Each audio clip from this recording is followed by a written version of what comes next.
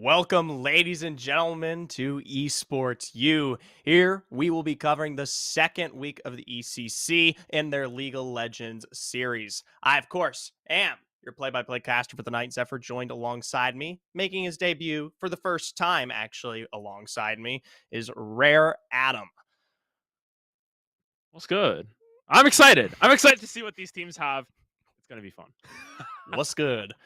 That's about as far as we can get out of that one. I'm doing absolutely great. That's what's good about me here. And like you said, a good matchup tonight. St. Thomas University versus Daemen here, duking it out in a single best of three action here. Yeah, and looking at these teams just from looking at their OP.GGs, St. Thomas, they've got some pretty interesting players. We were talking about Diomar a little bit before. He may not be playing game one, but oof. All right. I can feel the oppressive takes already starting to leak out of my boy Rare Adam here. Yes, there's a bit of a slight rank disparity, but that doesn't mean that we can't get some competitive games out of these two teams here. So I'm not going to count Daemen out of that one just yet, as possibly those of you who are familiar with not just the collegiate League of Legends scenes, but a lot of the scene as a whole might recognize a few of the names that do exist here on the St. Thomas roster. I myself, notably knowing their mid lane, Diomar, making a presence here for them. So I get where you might be coming from with that one, past just the ranks. Yeah, I mean, he's played for, I think it was Glaive Esports Prime. He's been around the scene. I mean, even if you don't know anything about collegiate and you only pay attention to amateur, you'd still recognize the name. So, I mean, definitely someone we're going to watch, but not even playing in game one.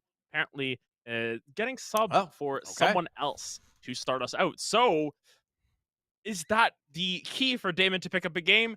They're still their top laner, Dolphin, who is also Grandmaster 250 LP. So it's a brooding presence, but then again, there's that Reddit thread where it's like, how many different steps are you to beating the rank one player? And, if you can beat Dolphin today, hey, you might move up on that rank. Hey, you know what? Maybe you potentially are ranking up on your own there. To confirm, though, for Diamaro, being subbed in, Will is the ultimate trial. So that will be the individual taking place of him going into this game. And like Rayram said, potentially that might just be the who knows, the crack in the almost impenetrable gate that might be forming ahead here.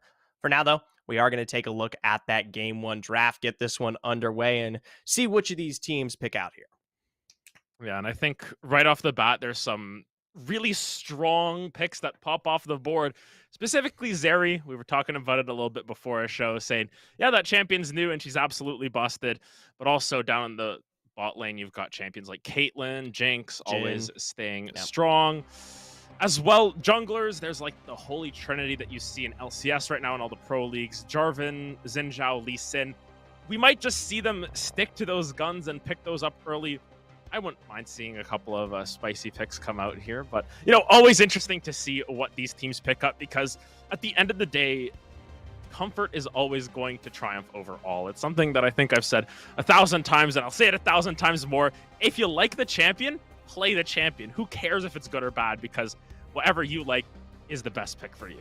All right. I will go out on a limb and I'll agree to an extent regarding that one. I think once you get to a certain level of play, what is kind of a favorable pick can be less capitalized upon, right? If you're, low rank and you just need something that works, then guess what? Your favorite pick might be kind of that deciding factor, given that you just have, that level of mechanical skill and history. Whereas, going up against someone like St. Thomas, a little bit of the David versus Goliath matchup that we have here, who knows if that'll be enough to do the job. Either way, Daemen first on the board. Like you were saying earlier, you've got that massive success with Jinx recently here in the bot lane, so starting to set that scaler up to potentially run against it. And no surprise, the slippery eel himself, Mr. Ezreal, in response. Yeah, and Ezreal really good at sort of keeping Jinx from getting ahead in lane specifically. Jinx doesn't have a necessarily oppressive laning phase in the sense that she will just all in you level 2, level 3 like a Tristana will and kill you. But if she gets a kill, she can sort of snowball the game from there. Ezreal makes that a lot harder because he's going to be able to get away from any sort of trouble. Of note here, look at the bans from Daemen here. There's 3 top lane bans here. They're just all targeting Dolphin here, taking him off that comfort. But Galio getting picked up could go alongside that Ezreal support. Could also just be something in the mid lane, just to keep everything nice and safe. Right, I like that St. Thomas gives himself that flexibility, potentially because Galio, in both cases, has a lot of great rotational potential when we talk about his global presence here. In response, Daemen very quickly will secure that bot lane and give them the potential engage with the Nautilus that they need to maybe kind of usurp the position or the slipperiness of that Ezreal that I did just bring up a second ago. So who knows? Maybe one good line, hook and sinker here from Nautilus could seal the deal and start to balloon that lead on Jinx. Granted, I really don't think it'll be that easy. They set themselves up, of course, for the mid lane. Diana, that heavy mage assassin that we have seen here recently, and I like the quick response with the Akali, so more than likely this does confirm that we will be seeing the Galio slip into that support role. Yes, and there is still a little bit of flexibility. Wouldn't be surprised to see the Diana go into the jungle even. She's been incredibly strong there thus far. The combo Diana-Yasuo, probably the best mid-jungle duo that you can put together in solo queue. Even in pro play, we've seen it a bunch of times as well. But the Akali could also move up to that top side of the map. We know Dolphin's a very skilled player, and why not put him on something that can hard carry some games? Akali would definitely accomplish that, but we'll see where it all lines up.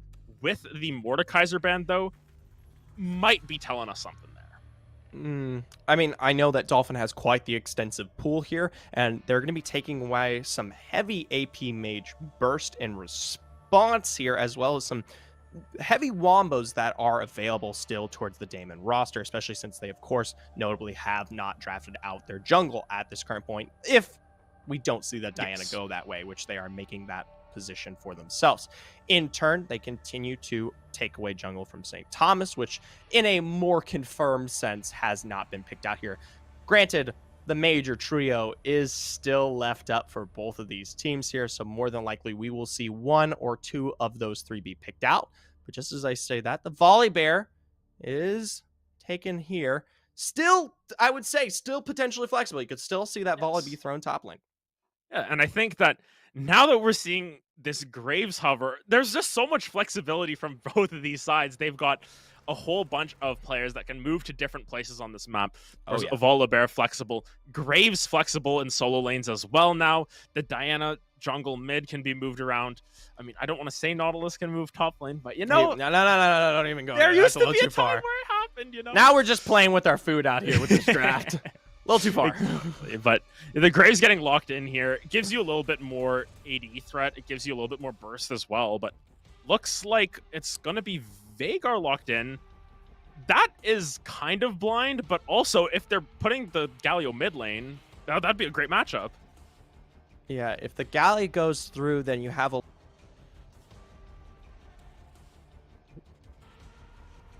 Freeze frame from Zephyr. He looks as confused as I could look confused, but the Lux gets locked in here, and that could be Lux in the mid lane, could be Galio in the mid lane. Still a lot of flexibility to be had, but you doing okay there, buddy? He's stuck in the freeze frame. But regardless, there are our drafts as it stands right now. I would ask him what he thinks about the draft as well, but I think that the Akali going up into the top lane makes a whole lot of sense for Dolphin, as Dolphin does have that agency to carry on a champion that has as much carry potential as this Akali. As well, if the Lux does go into the mid lane, has a little bit of a better matchup into the Veigar. Of note, though, Diana Veigar gives you a lot of zone control, especially when you're playing around some difficult melee characters like this Akali and this Volibear, as well as the Galio in a sense, but really going to be curious to see who's really the initiator at the end of the day. But I think we'll try and figure out what's going on with Zephyr, and we'll head to a break. But when we're back, we'll have Game 1 gameplay for you on the Rift.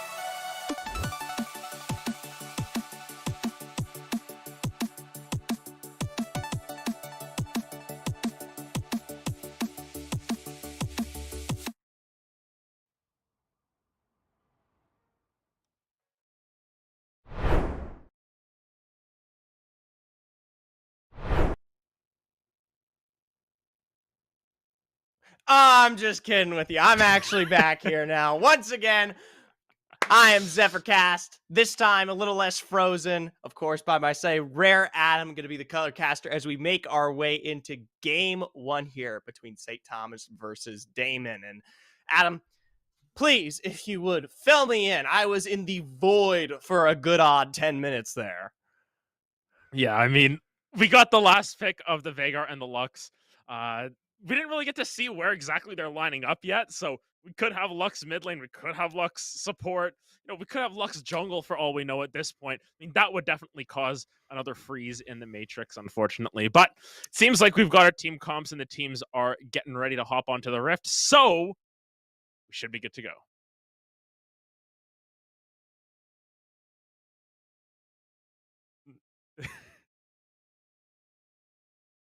I cannot tell if he's actually frozen.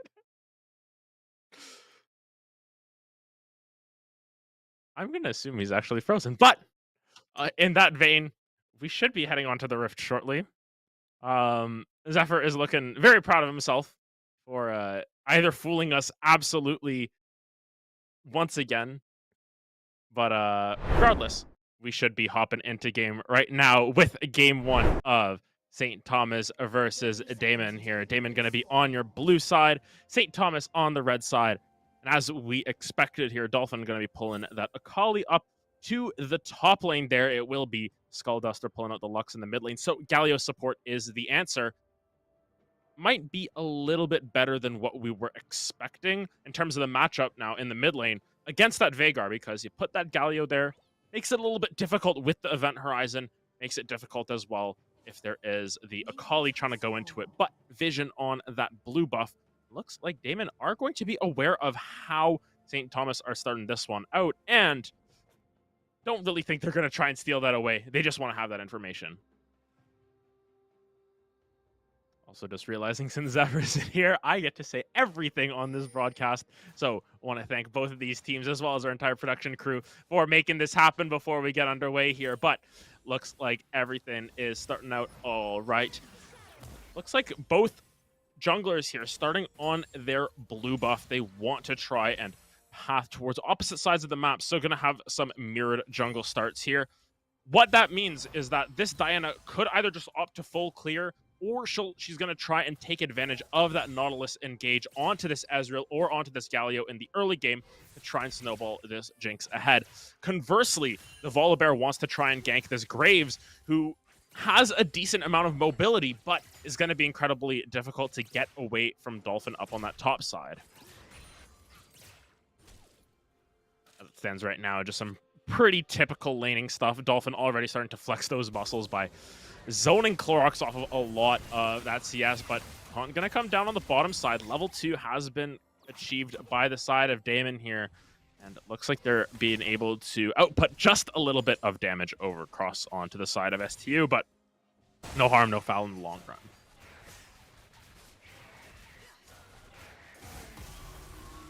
Yeah, in this early game, not a whole lot of action to be expected. I think that a lot of the time when that action happens in the early game, it's through set plays, through very early telegraphed ganks, at least from our side. But we'll have to see how that all plays out, as should be able to get a little bit of a boost here. I believe we're going to get a co-caster after all of this. Yes, you do. The emergency fill has been called in, and yeah, we're here. All right, Adam, fill me in because I am just a mystery guest. You will find out who I am at the end of the cast. Don't worry, guys. But what are we looking at? looking at these drafts right here, junglers started on opposite sides of the map here. We've got Dolphin on this Akali, looking so aggressive up on the top side of the map. And on the bottom side, not too much action quite yet, but this Ezreal already starting to fall a little bit behind in farm. Could be worrisome, but Mask is on the bottom side of the map here. Not quite sure if there's any ganks to be had quite yet, though, considering these lane states. Yeah, I mean, if we're looking at it right now that I'm seeing the states, seeing what we got going on, I mean, honestly, it doesn't seem like it's a big gankable lane, right? Ezreal with the Arcane Shift, like we're seeing there, should be able to get out. Yes, it costs them the exhaust, but at the end of the day, right, Galio, Ezreal, a fairly hard lane to gank. You know, you're not expecting them to be able to get a lot of kills. I do like the pressure, though, from Mass to kind of come down there, give the Jinx the CS lead, right? Really push her towards that power spike, get that either that Noon Quiver or right, that first big item that she can get, and then that way they can really start to snowball this lead, snowball this pressure, get things rolling, and go through it that way. But all right, so far so good, and we'll see what happens next. I just got to keep our eye on this bottom side because right now this Jinx already building up towards a 2-wave lead on the bottom side of the map right now, which is a little bit odd because we were talking about in draft how this Ezreal, very slippery, can stay safe and farm it out, but thus far hasn't been able to stay safe and farm it out as we expected. Getting a little bit zoned out, starting to fall behind in CS, and honestly on the opposite side of the map, they haven't been able to find anything off of the back of this Akali's aggression and off of this Lux with the range advantage. But on the bottom side here, the Root's coming down onto Ultimate Trial, gonna be forced to try and Justice Punch out of there, but the long-range rocket gonna pick up first blood for Verx on the bottom side of the map.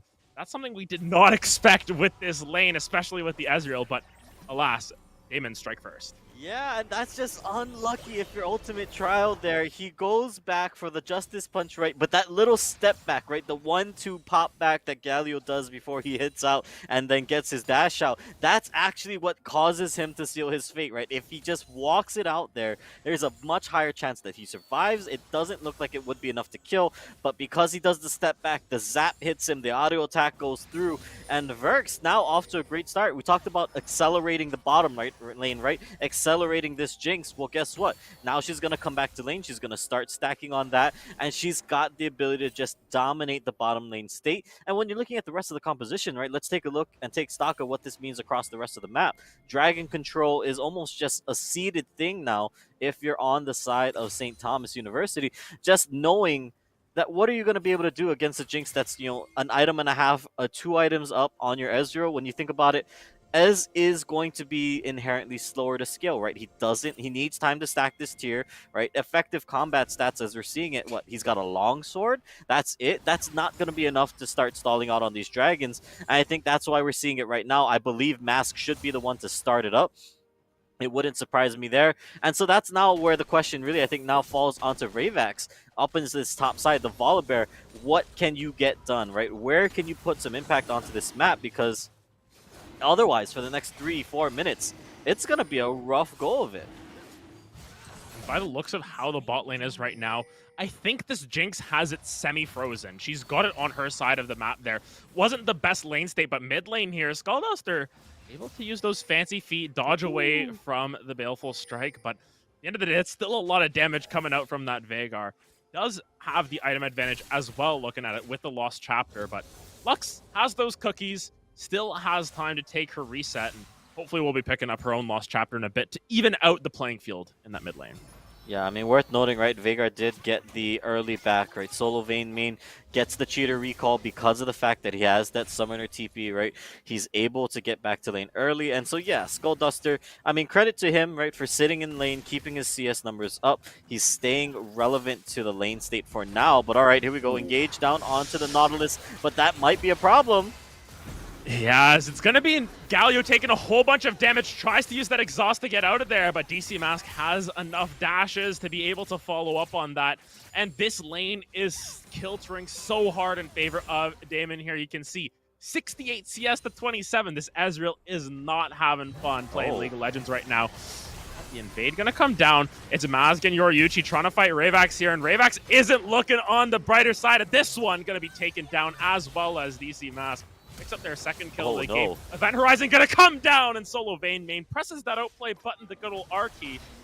And against our expectations here, Daemon has come out with all guns blazing here against St. Thomas in this early game.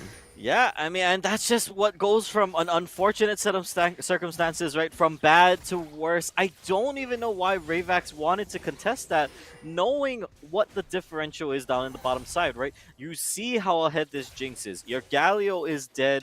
Your Lux is pushed underneath the turret. She hasn't backed yet. I mean, best case scenario, it's a smite steal. Worst case scenario, it's exactly what we just see there. And they give over 2 kills. They give over the blue buff, right? All for what, right? For really, there's not a lot that they get done there. There's, you know, at some point, you need to just cut your losses, give it up, and say, all right, you know, we lost the fight. I'm just going to back up. Is the Ignite enough? Yes, it is. Oh, my. All right, Dolphin, I see you. Yeah, Dolphin's making some money moves up on the top side of the map. Of course, using the Prestige skin, all decked out in gold, and just able to outplay that Graves. Clorox went a little bit too far forward, and Dolphin showed us why he is the player that we were watching in the draft, saying, Dolphin's going to be the one to carry here, has the Akali, has all the tools necessary. And, you know, while it may only be 1 kill, it does give a little bit of momentum back to the side of St. Thomas here. Yeah, I mean, and we talk about how this gives you, you know, map presence, right? Or just it buys some space. I mean, Ravax now able to get onto the Rift Herald. It gives them a neutral objective that otherwise it might have been a little dangerous for them to do, right? They didn't really have vision of Mask, and they don't really know where on the map that Diana currently sits. So the last thing you want to get into is an unfavorable 2v2 up in the top side as well. It gives them the chance to go forward, but okay, I don't know about this. Yeah, Idle going a little bit too deep. Great taunt coming through from Ultimate Trial. True Shot Barrage is going to be able to return some decent damage, but it's both summoners burned by the STU bot laner here. And for nothing, really. They didn't use the Super Mega Death Rocket. They didn't use the Depth Charge. They didn't even use their own flashes or any of their summoner spells. It was just a little bit too greedy for Idle to try and make that play happen. Yeah, very, very greedy, and he pays the price for it, right? He loses out both summoners like we're talking about. It also forces him to not be able to really farm the wave that was kind of approaching and sitting underneath his turret. So it makes the CS differential even greater up against him. I mean, we see it now on the other side. Mythic item complete, the Gale Force in hand. This Jinx is going to be even harder for them to lock down. And, ooh, okay, I thought Skullduster always was dead. got to be careful with those event horizons there. I like how we get the zoom in. We're like, oh, is it gonna happen? Is it gonna happen? And then a solo Vayne main says, no, not this time. You get to live, but eventually it's just gonna get to a point where Veigar drops a full combo and Lux will not survive under any circumstances. Ravax is postured on this top side of the map. Clorox will spot it out with a ward, and looks like Ravax just gonna back off, potentially just throw down that Herald and a day. But on the bottom side of the map, Yoruchi able to find the hook onto this Galio once again, and that's the mythic item difference there. Gale Force gonna follow and pick that one up.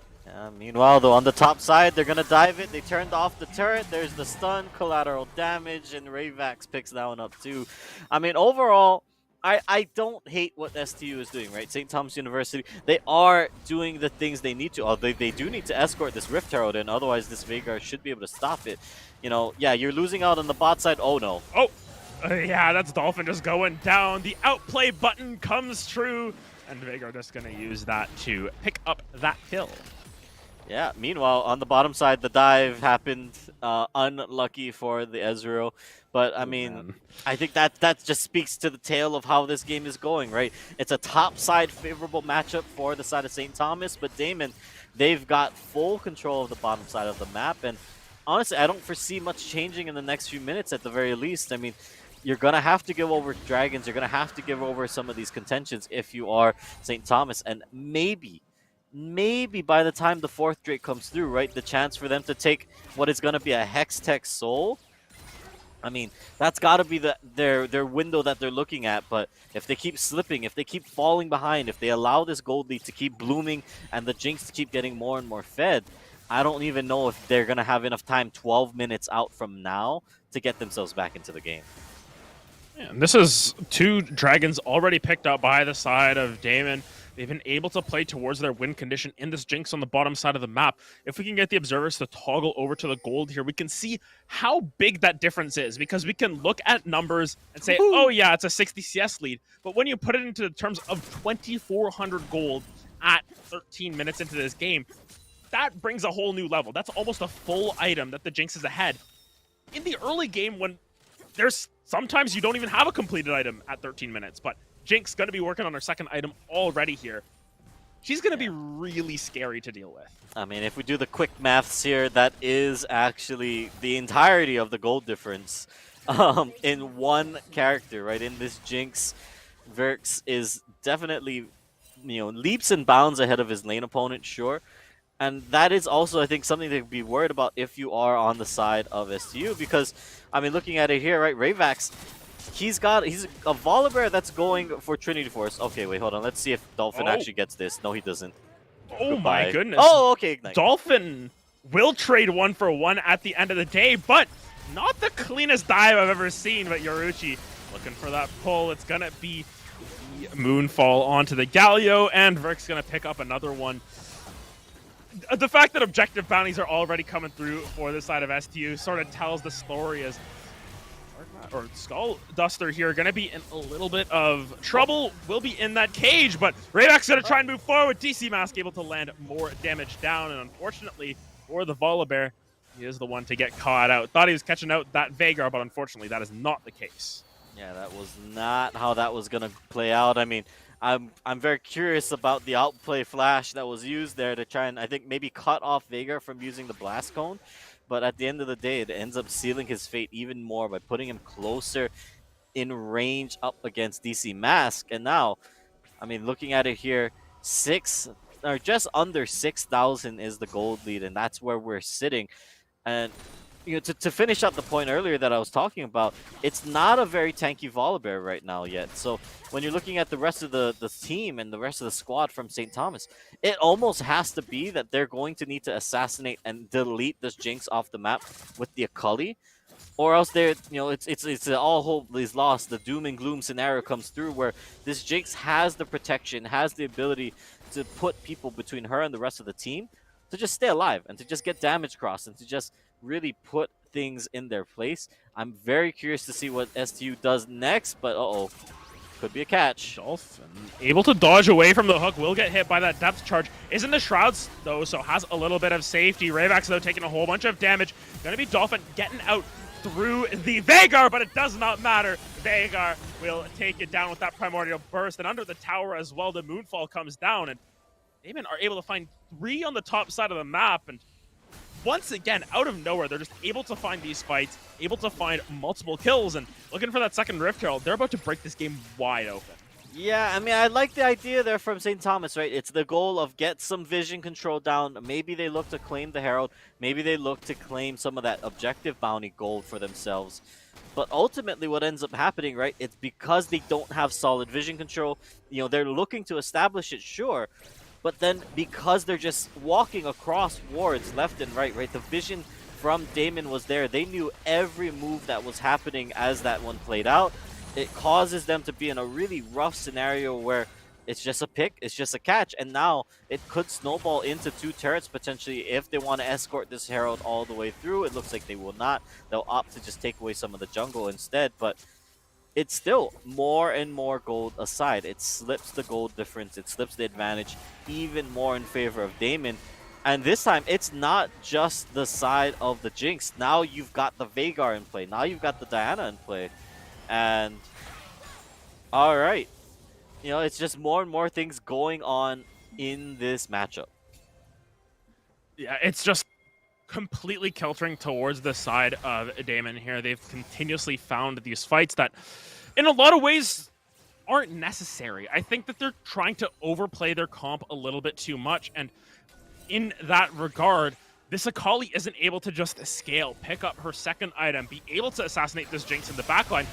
Instead, it's going to be DC Mask going into the backline, able to find the Moonfall onto 2. That's going to be a kill already picked up. A solo Vayne main able to take down another one. This Veigar is starting to be a little scary. So is this Jinx as she goes unstoppable. Double kill coming through for the Veigar, as the only one to stay alive for now is the Azrael. The Zap will not land. He will be able to get out with that Arcane Shift, but my goodness, once again, Daemen find 4 around the Dragon.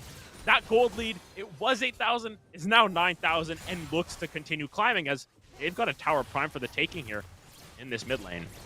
Yeah, it's not looking good for St. Thomas. Things are getting a little bleak, right? The ability to stall the clock out you know, sometimes that's all you're hoping for. Give yourself a little bit more time, right? If we break down that last team fight, it was the right idea from Dolphin, right? He knew what his job was. It's to assassinate one of these carries, you know, whether that's the Veigar, whether that's the Jinx, whether that's Diana.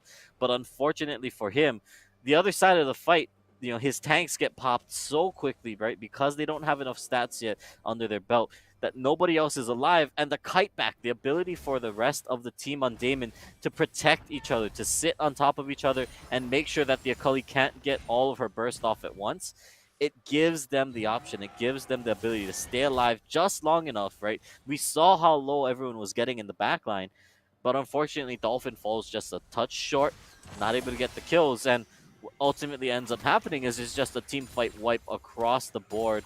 Now it's sole point on the table, right? It's just 3-4 more minutes until it's, you know, it's a Hextech soul potentially for the side of Daemon. They're posturing like they might even want to do Baron off spawn and make them take the fight to them. I mean, they're this far ahead. I don't see why not. Here we go. Oh. Yeah, Moonfall gonna come down. Dolphin using the stopwatch really efficiently, but it does not matter. Yoriuchi gonna be able to pick that one up as DC Mask is now unstoppable on this Diana. Of note, she did pick up that Medjai's. 25 stacks now for her. She has that fully stacked up. Side of STU, they're just trying to save face at this point. You can see DC Mask going so aggressively forward, missing that last sliver of damage onto the Ezreal.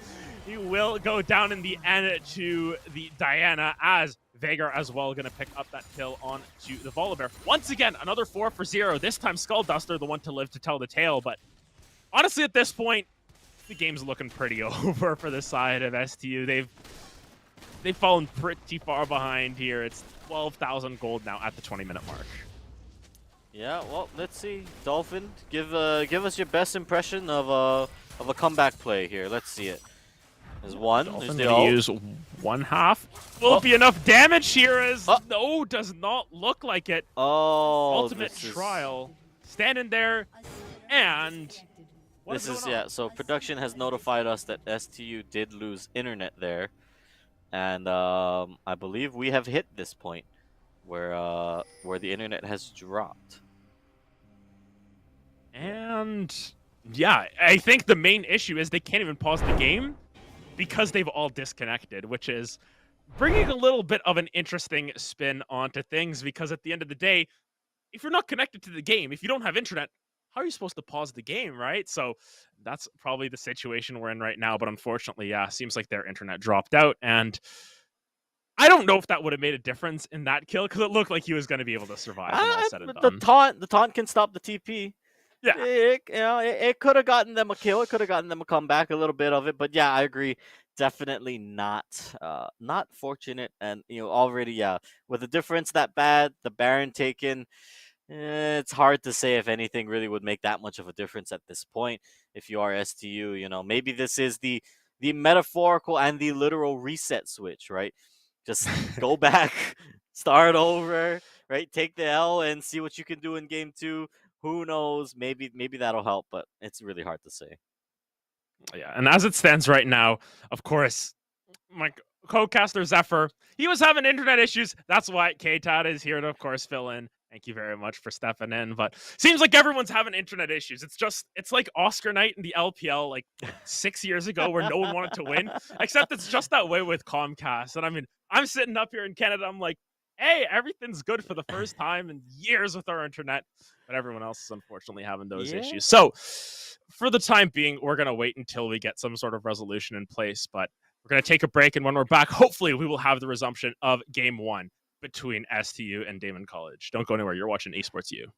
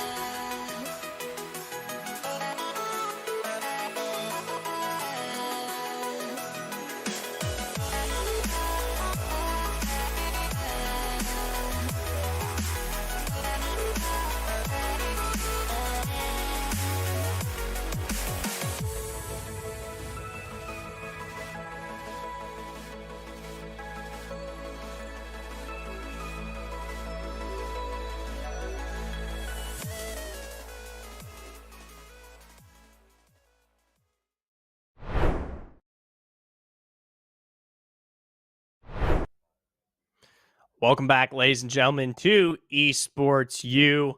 Hopefully, this time you'll get to hear my voice for a little bit longer, more than like 2.5 seconds, because trust me, all the takes I've had thus far are not hot enough. We've got to get into game before I actually start to make any sense whatsoever. I'm still Zephyr. This is still Rare Adam. We're still bringing you the game between St. Thomas and Daemen. Of course, we had a little bit of some issues coming out of the first game, but Daemen, of course, are going to be awarded that victory coming out of the first one. Yeah, it was decided that after their internet dropped, they said, you know what? We weren't winning this game anyways. We will drop it. Yeah, we'll take the FF, and effectively what's going to happen, they're just going to go run it back with game 2 here. This time, we're going to have Diomar playing. So will that be the X factor that they need to maybe not fall behind so hard early on? We will find out, because game 1 was a tough game for St. Thomas. From at least what we could see there, yeah, it didn't look so hot. So you're going to have to help me just a little bit. You know, I was dealing with some issues on my own end here.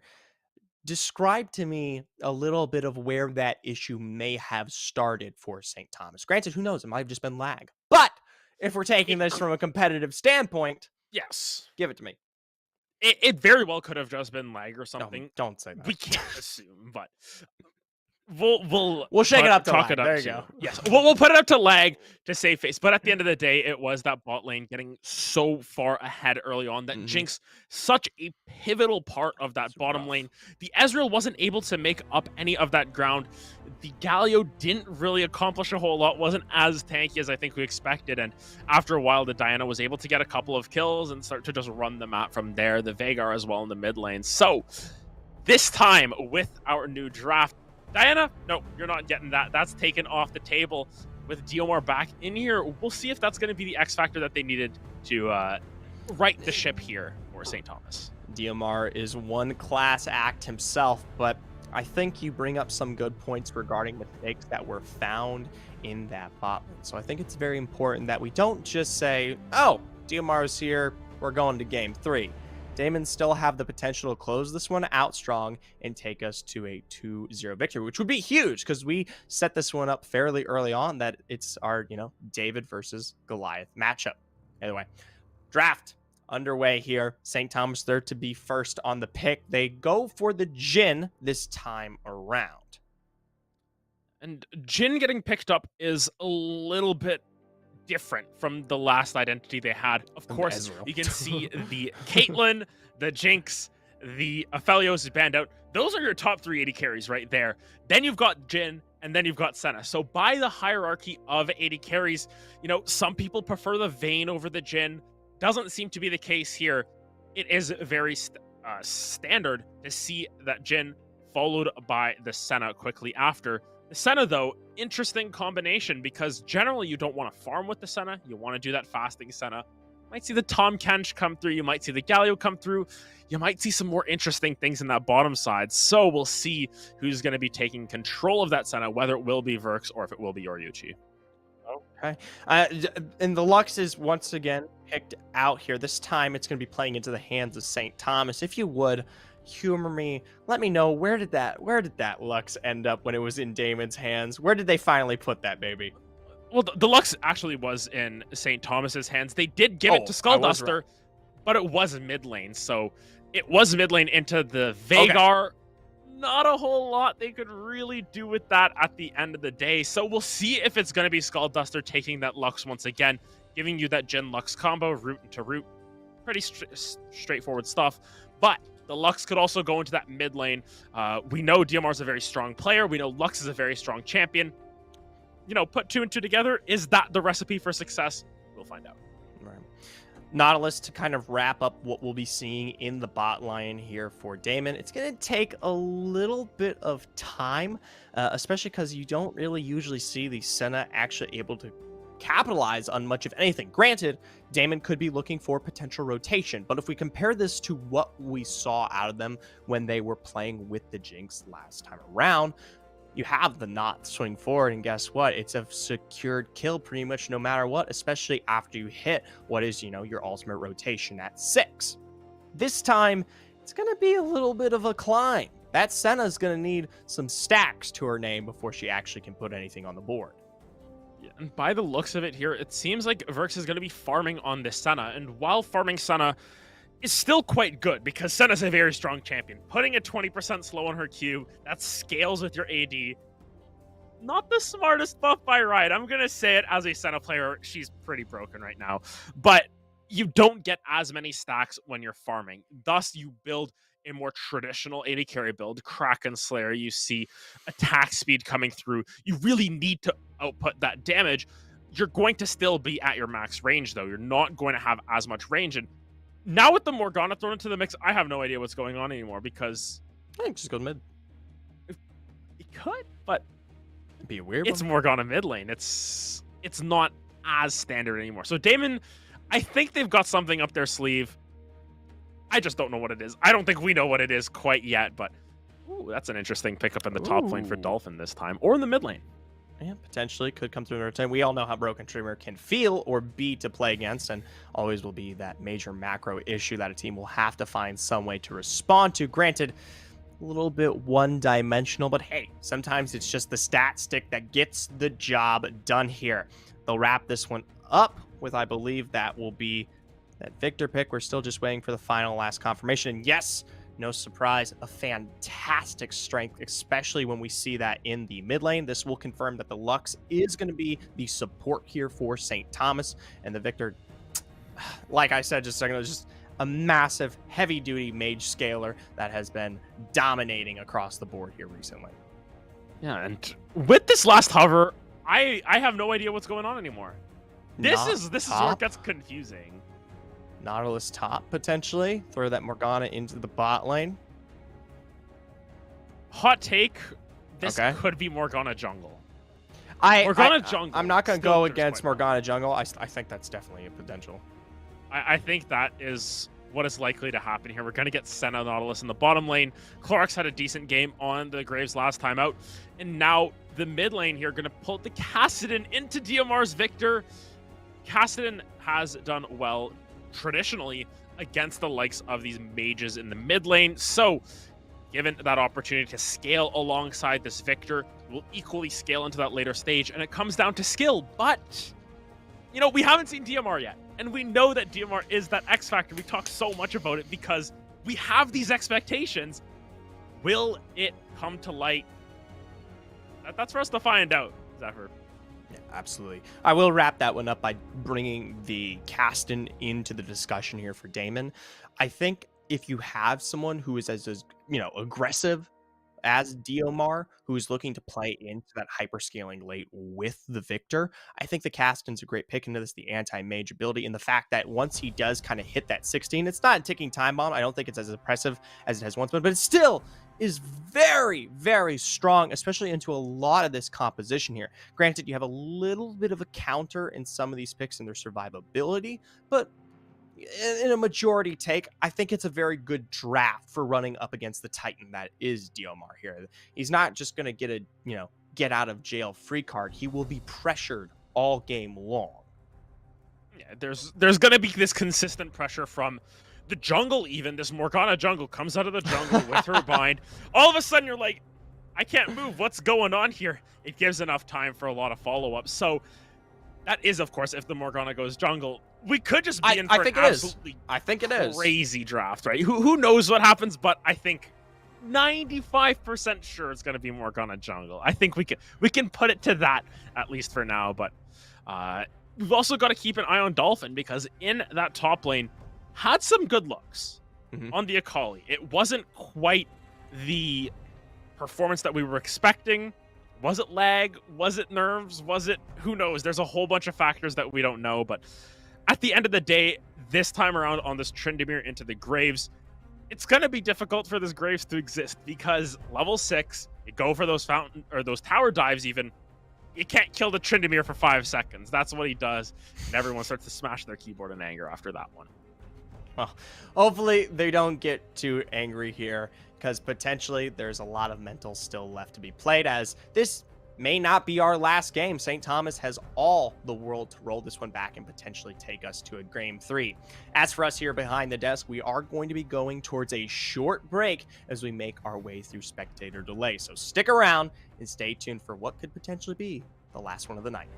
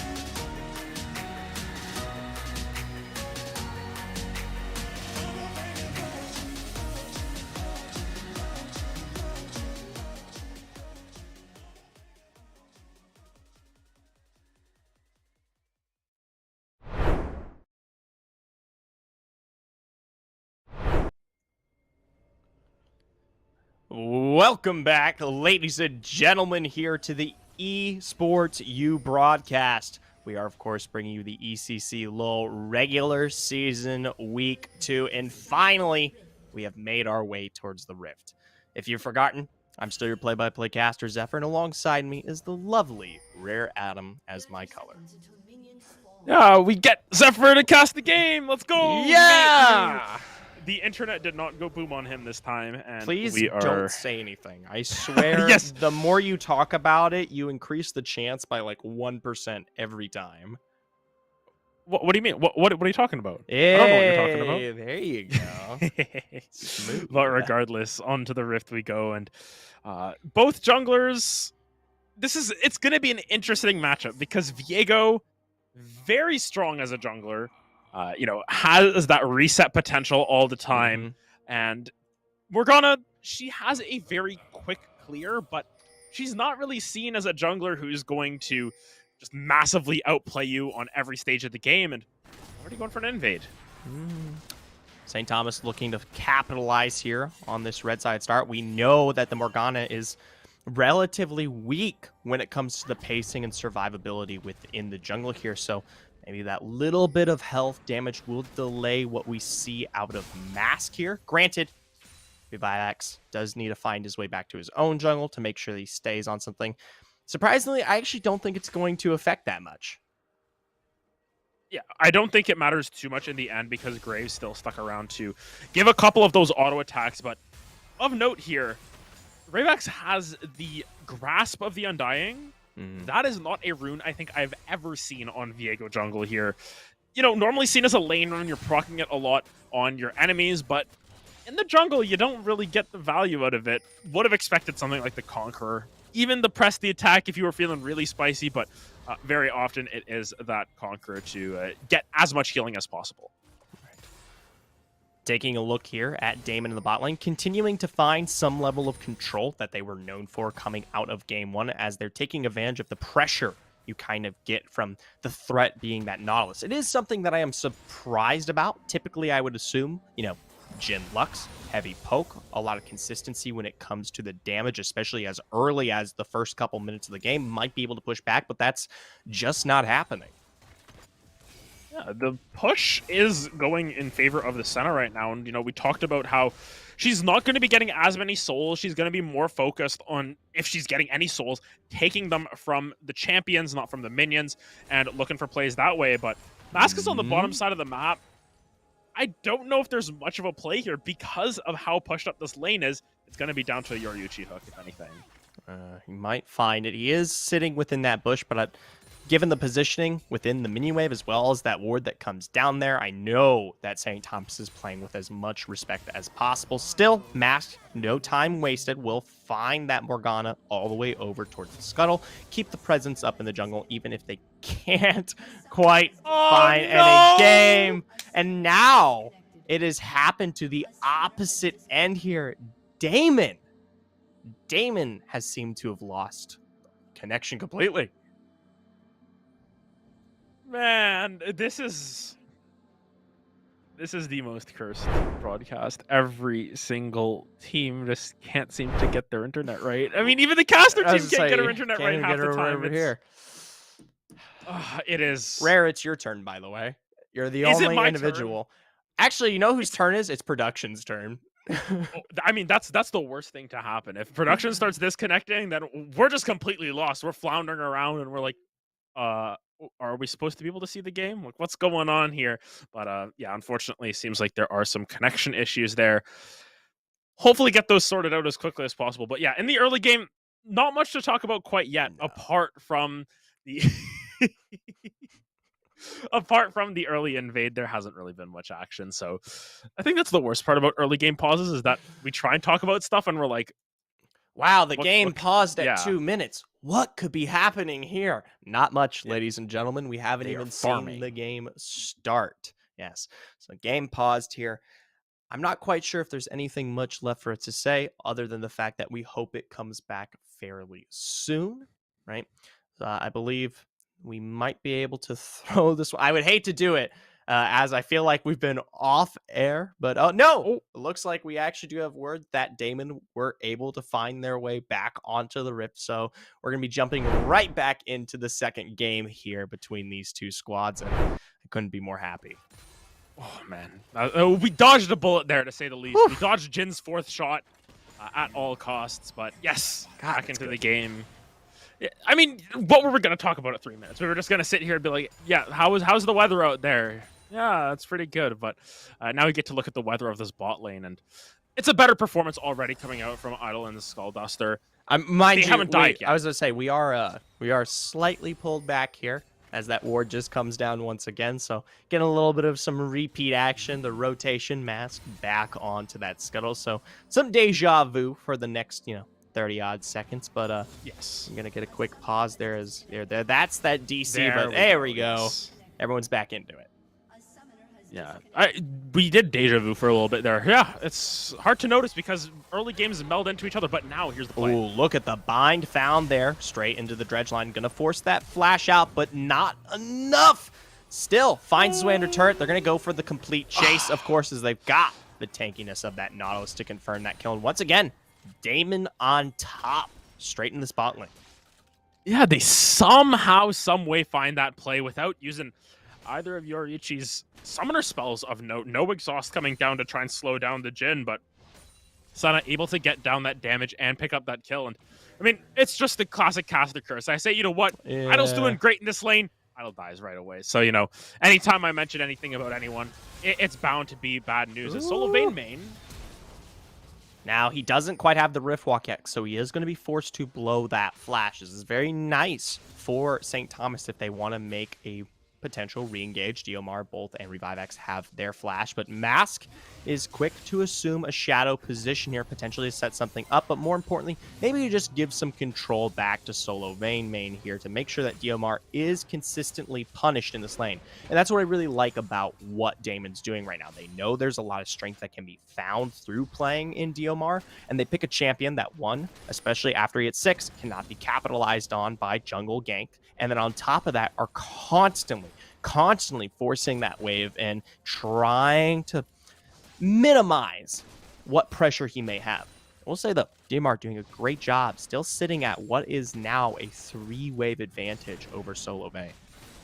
Yeah, it's really important because you look at the rune choices here as well. Very often you see the Victor go for something like a first strike, go for the teleport, purely for that late game scaling. Yeah. DMR here went for Electrocute, went for Ignite.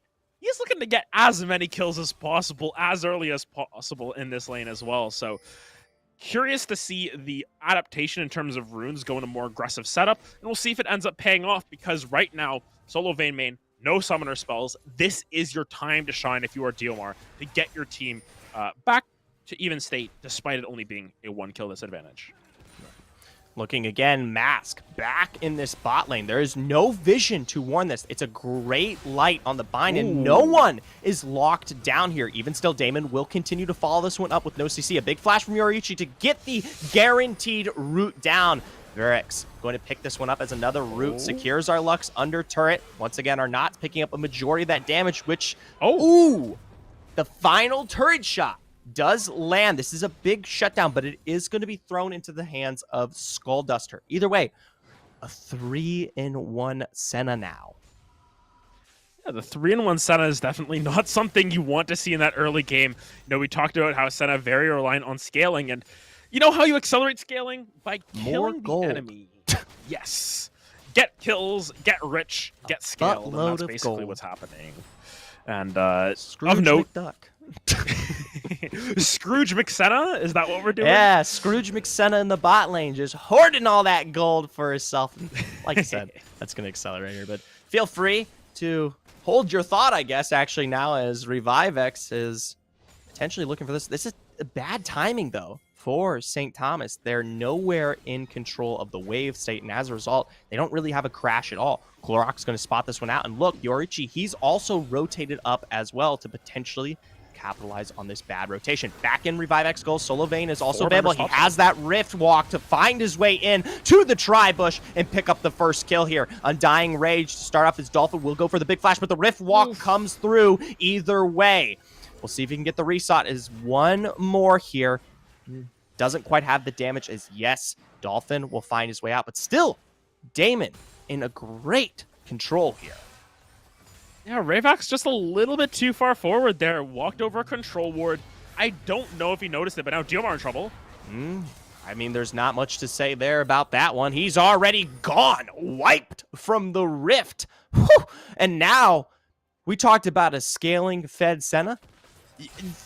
If that's bad, Solo Vayne main's worse. You do not put a Kassadin on accelerated trackings. You don't want to give this Kassadin any more gold than he has any right to have in bot lane. Rare, why don't you cast this one? Go ahead. Yes, Senna gonna be dropping down the Dawning Shadow. Damage coming down. Idol gonna be walking under that tower. Walks back, gets rooted up. And now Skullduster in trouble. We'll stay alive. Gotta hand one over to the Co as much as you can, especially when the game is filled with as much consistent action as we're seeing here. Fantastic job, by the way. I know you like to flex every once in a while. Still, though, it's a 4-in-1 Senna. I'm getting a little bit of I know we talked about deja vu earlier. Well, this is looking a whole lot like game 1 here for Daemen. And it's surprising because Masses maybe we just have these expectations of players that they can carry these games to unreal heights, and maybe it's putting too much pressure on them. It's the caster curse coming to light once again, potentially, but Daemen have done a really good job of keeping themselves very relevant in this early game. There is one thing I want to point out, though. There's still a 30 CS lead on DMR here. There's still a 30 CS lead on Dolphin here as well. That is substantial amounts of gold. And it's enough to pressure Solo Vayne in moments like this to find a return, a shutdown. The second kill of the game here for St. Thomas. Daemen is quick to follow up straight into the mid lane here, but I like this. ReviveX shadowing. They might not know. Yoriichi is immediately eliminated. An absurd amount of burst here provided. Well-played fight coming through from Ravax, Dolphin, and DMR there. DMR able to get that solo kill under the tower, and noticing that there's a bunch of people moving up says, hey, Dolphin, come here, buddies, let's go, let's get him. And they're able to find the kill onto the Nautilus, so they're able to also pick up some plates on the bottom side of the map, but more action here. Oh my goodness. Rex setting this one up. It's a huge source of damage onto Skull already. Now 50% of the health left here. Curtain Call is thrown out, but this won't stop Lux from being killed. And even that last fourth shot there on the mask didn't really look too pressing.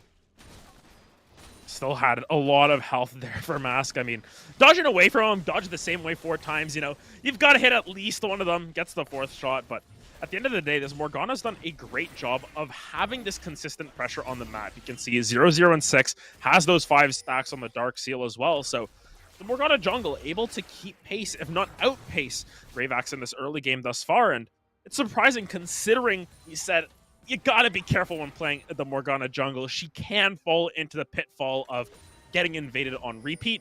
Thus far, no real aggressive plays onto this Morgana as she's just been farming up.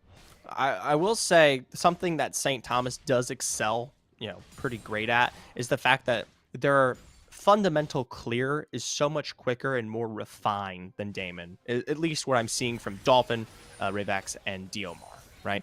And that little bit of gold that they continue to pocket here and there from minute by minute just accumulates. And that's where we see fights like the one in the mid lane that just collapse otherwise. But here's another one. Dawning Shadows, shield up, and whoo, you talked about an invade. This one was sorely punished.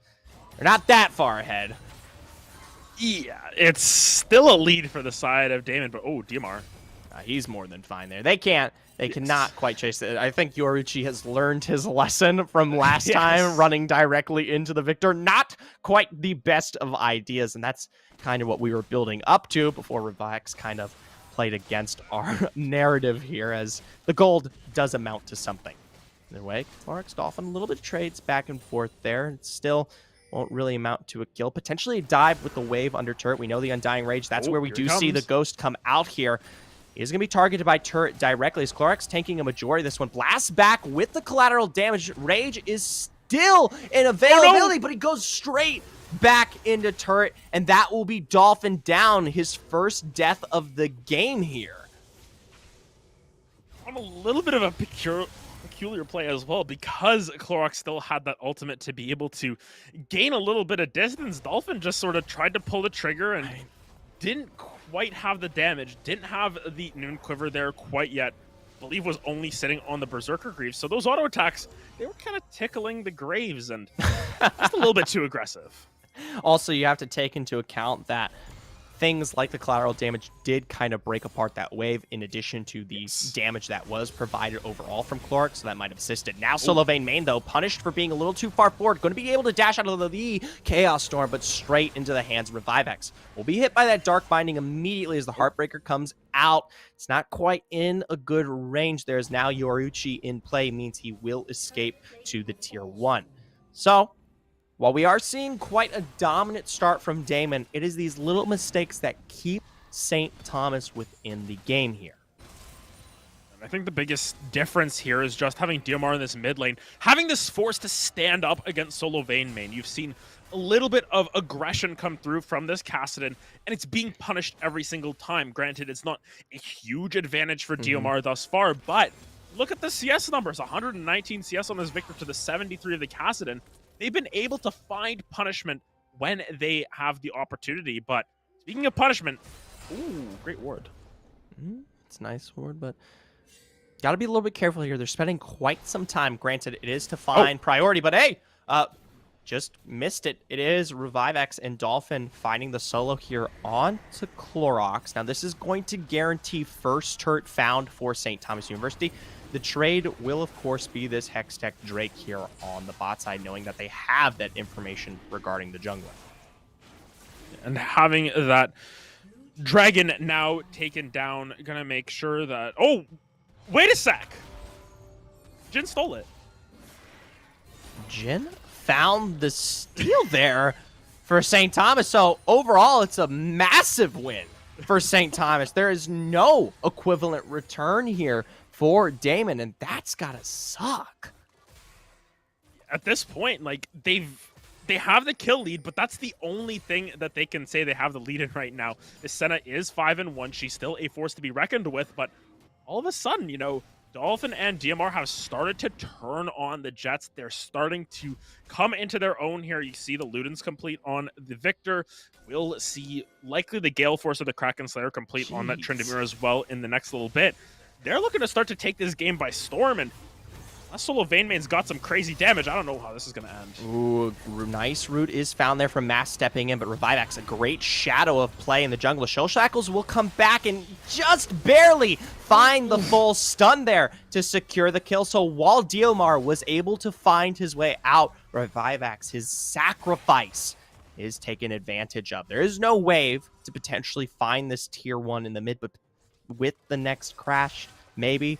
Looks like Diomar is looking for that back. He is far too low on health, but with everyone rotating and the bot lane constantly being pushed in, I don't think the mid turret is at any risk. It's a little bit interesting to see the different styles of gameplay coming through from St. Thomas and from Daemen. You see Daemen consistently grouping up, getting those skirmishes, turning, a 2-on-2 to a 4-on-2 as quickly as possible. That's how they're able to find their advantages because of their team play, where at St. Thomas, it feels like they're playing solely for the individuals. And while Dolphin is very scary on this top side of the map, now completing that Gale Force, and Diomar, as we've been mentioning, very scary in the mid lane, 50 CS up on this Kassadin, you still have to respect that Daemen are going to bring more than just the Senna gun to the gunfight. They're going to bring the Kassadin, they're going to bring the Graves, they're going to bring everyone that they can. Oh, Dolphin doesn't even manage to take the red buff here. Clorox, a big flash over the wall, will be followed through, so Dolphin does secure this, but solo Vayne main is on the hunt here. Tier 2 is still up. The minions are going to take the majority of damage there as Dolphin is able to dash out. We'll see how quick this Rift Walk can come back up as the hunt continues. Another silence found. A bit of a slow over the wall to follow. Mask is there as well, but Revivex to defend. Yoruichi, though, with the depth charge to get the double knockup. Even then, Tryndamere is out. Diomar with the pinch to throw down the gravity.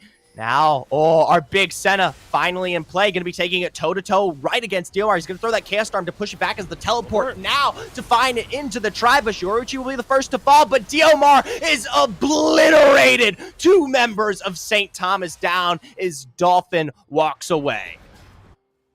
And Dolphin started that fight out by losing the red buff.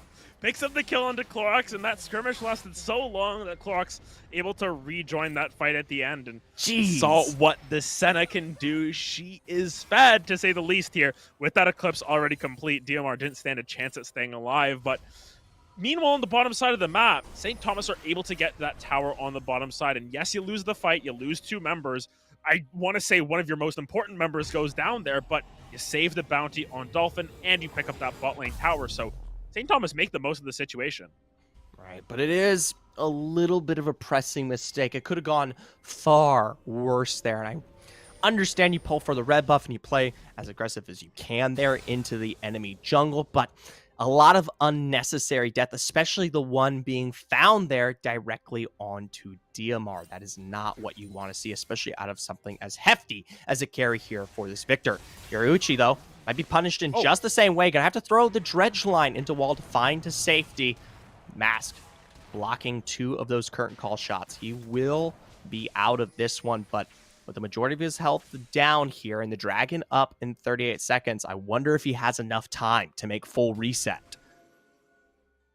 And DMR looking poised to find as many plays as possible, just find the solo kills, and you saw 70% of Nautilus' health. Oh. Whoa! Unexpected!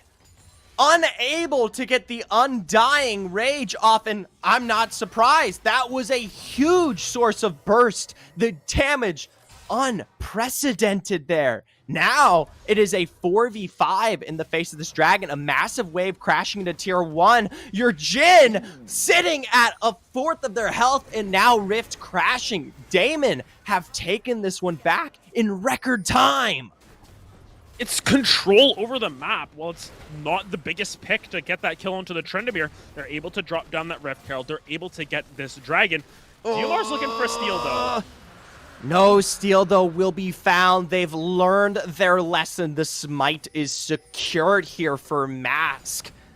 They are unable to follow up and pick up that tier 1, but the pressure provided from the Rift is enough to secure, and now will follow through here. Skulldusker doesn't quite find that route. It's a good dodge using the Rift Walk as they are able to finally put the last bullets there into that turret.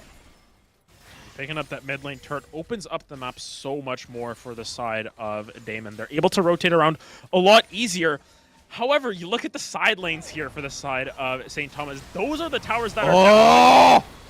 Sorry, Diomar caught out. Dredgeline, double knockup. They don't quite have any more CC to their name, but that is another major takedown here on your star carry. I mean, you can't be playing like this if you're looking for a way back in. And it's uncharacteristic in a sense that DMR is getting caught out this far up in the lane.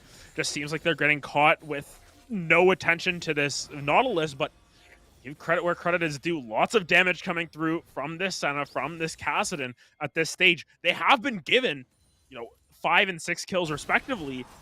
This Senna now sitting on 2.5 items, the Kassadin on an item and a half.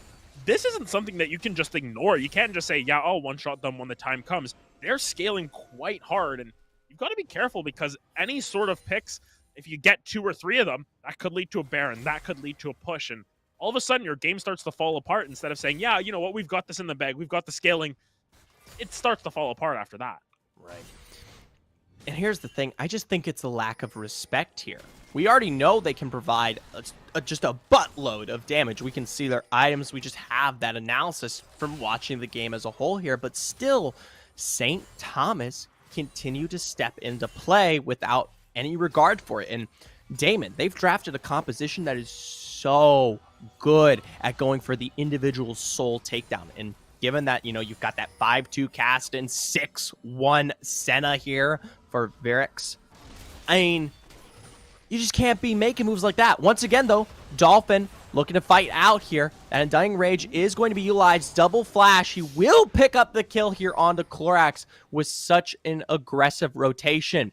Mask is coming into the blue side jungle.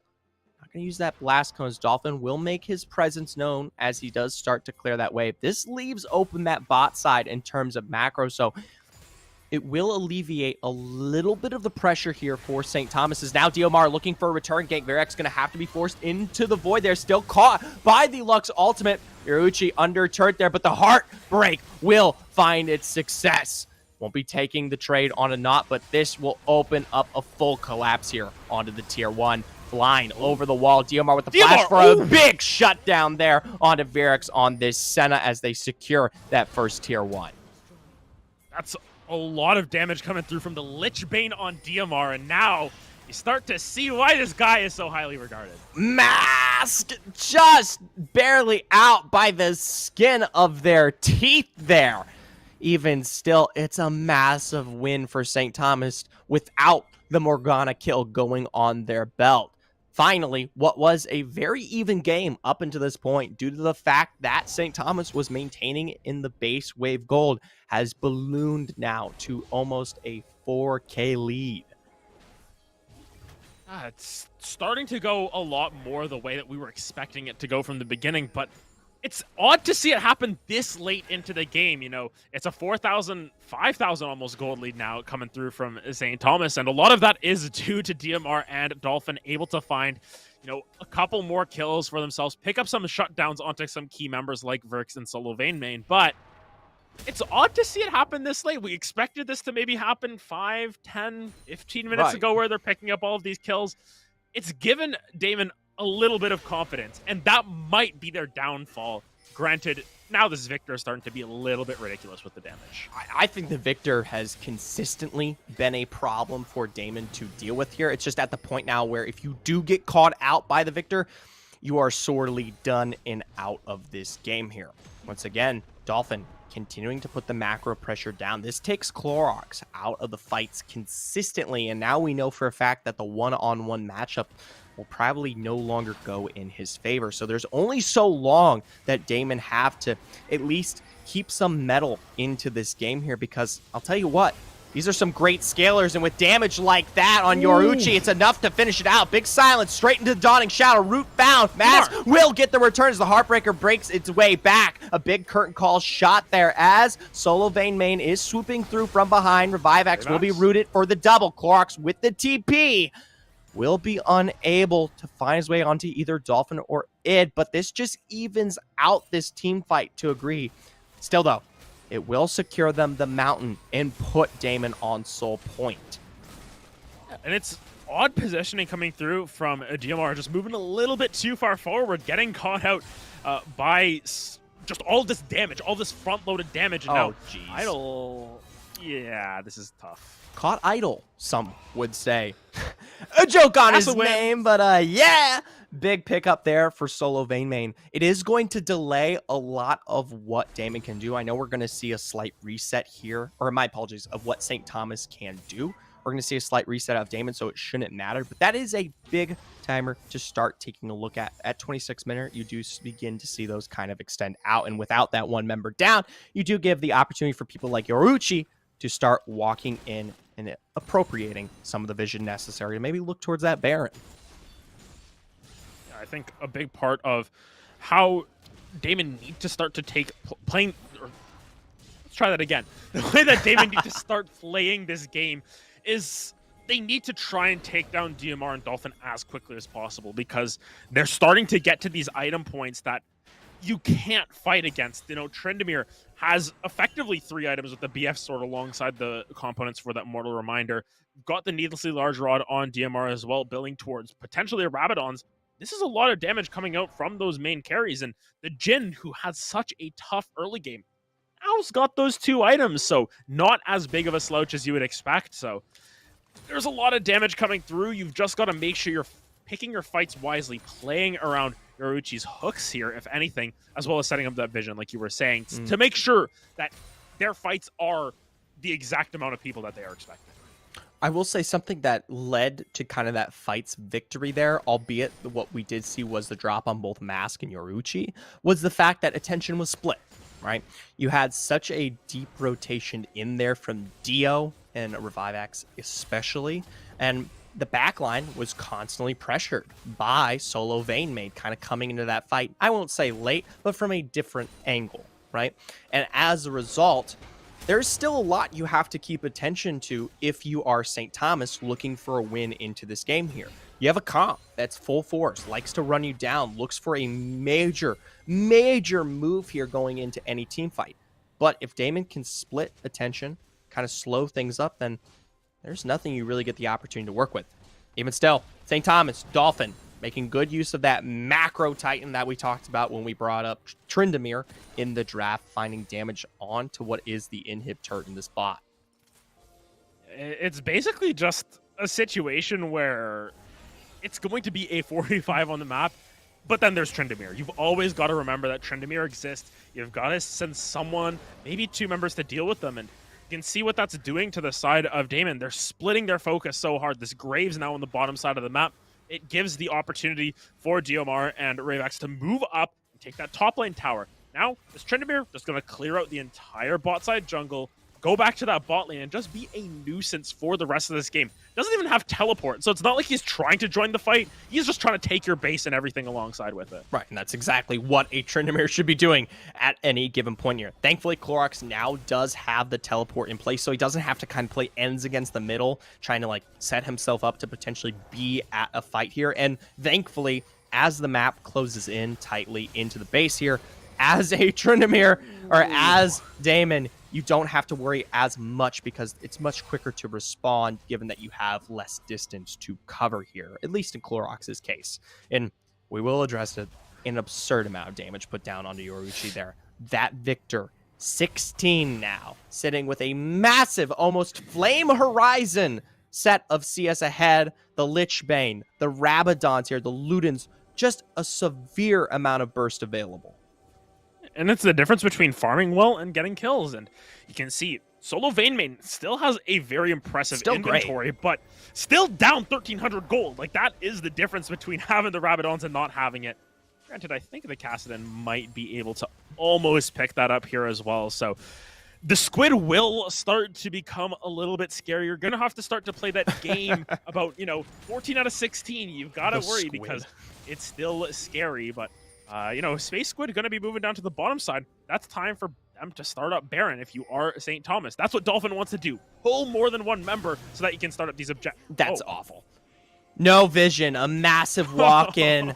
Don't let not front. As a result, Diomar quickly capitalizes on the mistake. Picks up 2 here. Solo Vein main, you're far too late. No respect for the vision in play there. Clorox will potentially fall as well, slow down, and with one final dash, Dolphin still picks it up. Virix of his own flash here to look for the play, and he can't even find the kill. It's a massive waste. Oh no, and I mean, this is what we were expecting out of DMR, to just walk up to someone and one-shot someone, but that was ugly. That was rough if you are Mask, and now this Tryndamere are going to be able to prevent the soul, despite having, about 300 health. It doesn't matter. Dragon Dragon doesn't do damage to anybody. Who cares?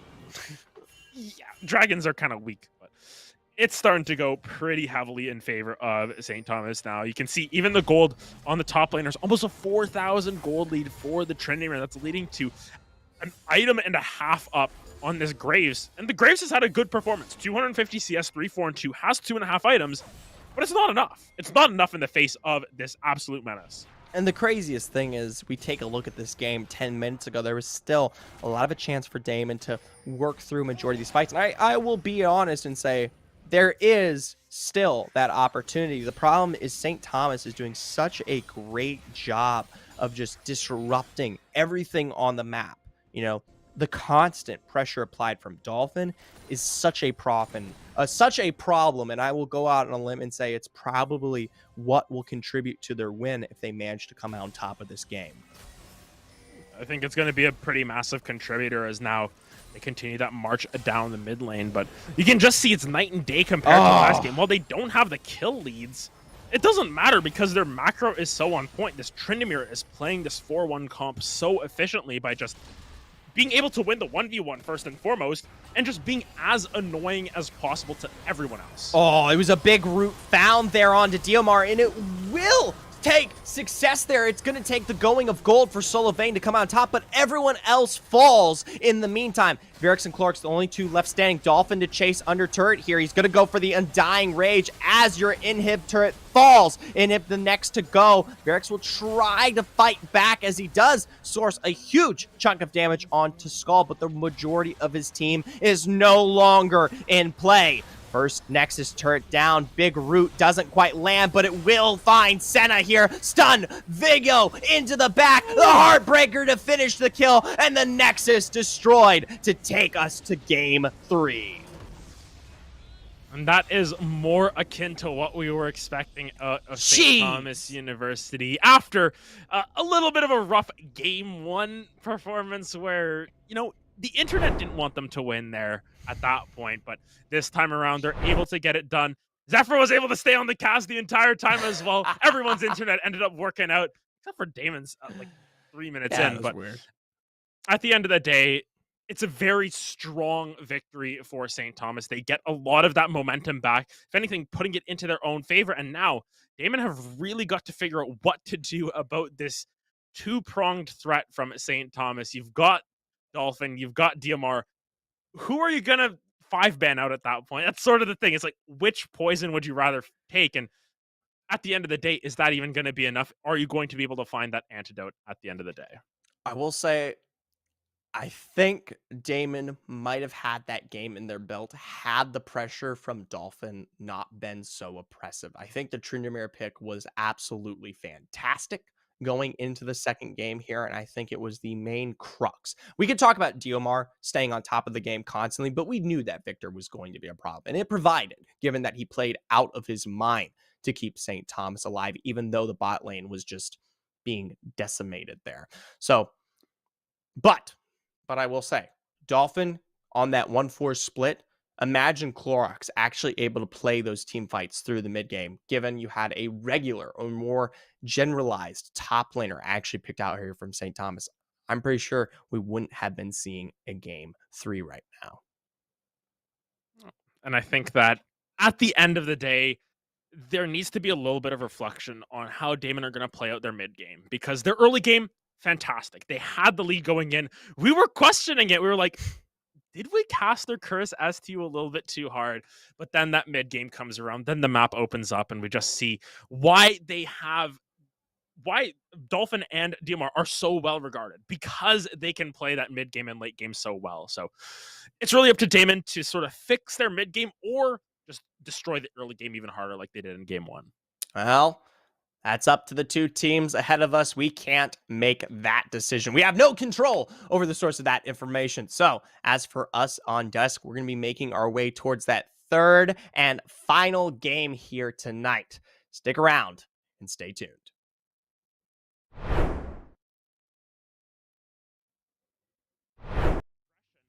And off of this Lux with the range advantage, but on the bottom side here, the Root's coming down onto Ultimate Trial, gonna be forced to try and Justice Punch out of there, but the long range rocket gonna pick up first blood for Verk. This Ezreal is not having fun playing League of Legends right now. The invade gonna come down. It's Mazg and Yoryuchi trying to fight Ravax here, and Ravax isn't looking on the brighter side of this one. Gonna be taken down as well as ECC Mazg. Picks up their second kill of the game. Event Horizon gonna come down, and Solo Vayne main presses that outplay button, the good old R-key for one at the end of the day, but not the cleanest dive I've ever seen. But Yoryuchi looking for that pull. It's gonna be Moonfall onto the Galio, and Verk's gonna pick up another one. The fact that objective bounties are already coming through for the side of SQ sort of tells the story as Duster here gonna be in a little bit of trouble. Will be in that cage, but Ravax gonna try and move forward. DC Mask able to land more damage down, and unfortunately, I'm very curious to see what STU does next, but could be a catch. Dolphin able to dodge away from the hook, will get hit by that depth charge. Is in the shrouds though, so has a little bit of safety. Ravax though taking a whole bunch of damage. Gonna be Dolphin getting out through the Veigar, but it does not matter. Veigar will take it down with that primordial burst, and under the tower as well, the Moonfall comes down. And in that regard, this Akali isn't able to just scale, pick up her second item, be able to assassinate this Jinx in the backline. Instead, it's going to be DC Mask going into the backline, able to find the Moonfall into 2. That's going to be a kill already picked up. A Solo Vayne able to take down another one. This Veigar is starting to be a little scary. So is this Jinx as he goes unstoppable. Double kill coming through for the Veigar. The only one to stay alive for now is the... Take the fight to them. I mean, they're this far ahead. I don't see why not. Here we go. Yeah, Moonfall gonna come down. Dolphin using the stopwatch really efficiently, but it does not matter. Save face at this point. You can see DC Mask going so aggressively forward, missing that last sliver of damage onto the Ezreal. Will go down in the end to teams meld into each other, but now Look at the bind found there, straight into the dredge line. Gonna force that flash out, but not enough. Still, finds way under turret. They're gonna go for the complete chase, of course, as they've got the tank. you don't want to give this Cassidy any more gold than he has any right to have in bot lane. Rare, why don't you cast this one? Go ahead. Yes, and I'm gonna be dropping down the Dawning Shadow. Damage coming down. Idol gonna be walking under that tower. Walks back. That's still Duster in trouble. There's one thing I want to point out though. Still a 30 CS lead on DMR here. There's still a 30 CS lead on Dolphin here as well. That is substantial amounts of gold. And it's enough to pressure Solo Vayne in moments like this to find a return, a shutdown. The second kill of the game here for St. Thomas. Daemen is quick to follow up straight into the mid lane here, but I like this. Revivac shadowing. They might not know. Yoryuchi is immediately eliminated. An absurd amount of burst here provided. The trade will, of course, be this Hextech trade here on the bot side, but they have that information regarding them. Having that dragon now taken down, gonna make sure that... Oh! Wait a sec! Jin stole it. Jin found the steal there for St. Thomas. So overall, it's a massive wall to follow. Mask is there as well, but Revivex to defend. Yoryuchi, though, with the depth charge to get the double knockup. Even then, Tryndamere is out. Diomar with the pinch to throw down the gravity. Now, oh, our big Senna finally in play. Going to be taking it toe-to-toe right against Diomar. He's going to throw that Chaos Storm to push it back as the teleport now to find it into the Tribush. Yoruichi will be the first to fall, but Diomar is obliterated. 2 members of St. Thomas down is Dolphin.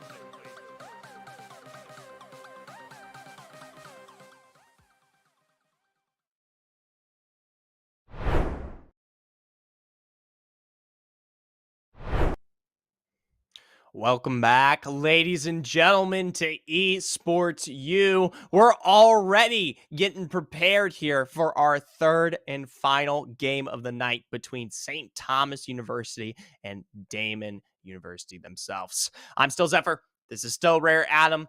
I'm still hoping that I'll be alive throughout the entirety of this game, and I think Rare Adam is hoping just as much. I mean, I haven't had any problems yet. We've been Bing chilling, as the cool kids say. You know, that's what they've been saying, right? You know, John Cena speaking Mandarin, all of that stuff. I do know it. I'm not gonna repeat it on broadcast. I'm gonna save your ears for today, Zephyr. I got you next time though. But regardless, here, St. Thomas coming back with. Sure. Isn't it just an ice cream with like hold the phone? We got some time here. Isn't it just an ice cream advertisement? It's him advertising the fact that he is eating ice cream, but I think he's also advertising Fast and Furious, but he's doing it in Mandarin, which just makes it kind of funnier because it's John Cena and oh yeah. I mean John Cena. John Cena's a great. Ladies and gentlemen, they tell you the information. That's what color casters are good for, even when it's about John Cena. I'll tell you what, though, Rare Adam's a whole lot better at talk. Well, I'll just say this: that wasn't that bad. So don't get me wrong, but he can tell you a whole lot more when it comes to this draft. So we're going to jump right into that here in a moment. But before we do, is there anything you want to see right off the bat? Big bands here on the board, potentially if we're looking for a Daemen win. If we're looking for a Daemen win, they did pick blue side. I think a really big ban here is going to be Caitlyn banned out because it gives you the opportunity to pick Jinx first, and it prevents the enemy from taking effectively the equal player in that AD carry. You want the Jinx to yourself because she gets excited. She's able to run around the map. We saw last game, Jinx, Caitlyn, Aphelios banned away. They went down to the Jhin Senna. I think if you're Daemen, you want to take that Jinx because it performed very well for you in game 1. I think other bans that you got to think about, though, are anything that DMR plays, specifically the Kiana, because he will pull out that Kiana and he will absolutely destroy you. I think that's really where he started to get his claim to amateur fame in that sense, playing that Kiana mid lane and just roaming around, wreaking havoc on everyone. And I think maybe if you don't have an answer to that Tryndamere in the second phase of bans, get it out of there, because the Tryndamere did make that game a lot harder to deal with for Daemen once it got to that mid game because no one could match him in the side. They took it away. Oh no! Nah, I'm kidding. I'm actually here. My... That took quite a while. I did not expect you to go on for what was 30, 60 seconds there. I'll tell you what, my eyes, surprisingly, were not watering. Either way, ladies and gentlemen, we're already in to our third and final draft of the night here. And no surprise, Caitlyn, big ban, but it was actually St. Thomas who pulls it away, of course, as well as the Tryndamere and Jinx. So a whole lot of lessons continuing to be learned here from the games from earlier. You know what? Zephyr said he was going to do this at some point, and I was like, after it happened the second time, when he just got it, I was like, I don't want to test it. I'm not going to do it. And then he does it. You know, third time's the charm. That's how you get him every time. But regardless, the Jinx getting banned away. The Graves is going to be taken away from Clorox here. And this is interesting to see solo Vayne main this time, pulling out the Victor that did so well for St. Thomas last game in DMR's hands. And you know what? I think that's a fantastic pick. I wonder if we're going to see the stereotypical kind of blind response that is the Corki here into the hands of DMR. I know that's been a prevalent choice in the meta and can easily be done here for St. Thomas. Instead, though, they're going to continue to give a level of aggression towards Dolphin. This time, not as much as that split push. I will say it is something that cannot be matched in the 1v1 stereotypically when we talk about Camille and scaling, but a lot more of a team presence this time. And the Camille has incredible lane presence, has incredible team fight presence with the teleports. Will generally take that ignite to really bully out some lanes. I'm curious to see how Dolphin plays this Camille, because I think there's two camps of Camille players. There's solo kill you every single time, and I'm just going to stay top lane the entire game. And then there's your more team fight oriented Camille, where yes, you can get your solo kills in lane, but you're coming to every fight. You're always the first one to teleport in. You're the one sequestering out their jungler. Right. And with the response here of the Aphelios Nautilus here, Yoruichi's looked really good on this Nautilus. I think throughout these last two games, that has been the main consistent for Daemon. And why change it up when you can keep that force in the bottom lane? Gives you so much engage, and Skullduster just wants to run it back. I don't particularly think the Lux was terrible in the hands of Skullduster. Granted, I don't think it's been the major setup for a majority of the fights here. What it has provided, though, is there's a lot of times that we have seen Daemon kind of step out of position relatively so, and they go for this really aggressive move, whether it be on the Nautilus or something else looking to set up, and defensively, that's when that Lux comes into play and has been a huge success for the St. Thomas roster. Now, I'd like to see, once again, that St. Thomas here is drafting for that early mid-game kind of ballooning presence in this composition, more play out of Skullduster, right? I want to see, early gauge, early setup, some kind of rotation, maybe with Revive Axe, to start something off for St. Thomas University. And I think a really interesting ban to note here is two jungle bans coming out from St. Thomas. They're trying to keep DC Mask off of some of that comfort, because we've seen that Mask has done a great job of that, but the Veigar and the Vex are banned away from DMR. They're taking away these super scaling mid lane pickups here. However, it's not enough, I feel like. Especially considering Solo Vayne Main played a great Veigar game already, it is an option that you could have picked blind in this situation. And with the Viego now locked in once again for Ravax, who had a pretty good performance on that Viego, all things considered, a little bit rough in the early game, was able to get back on track in the mid game. It's going to be tough to find an answer for this mid lane, because you're going to have to...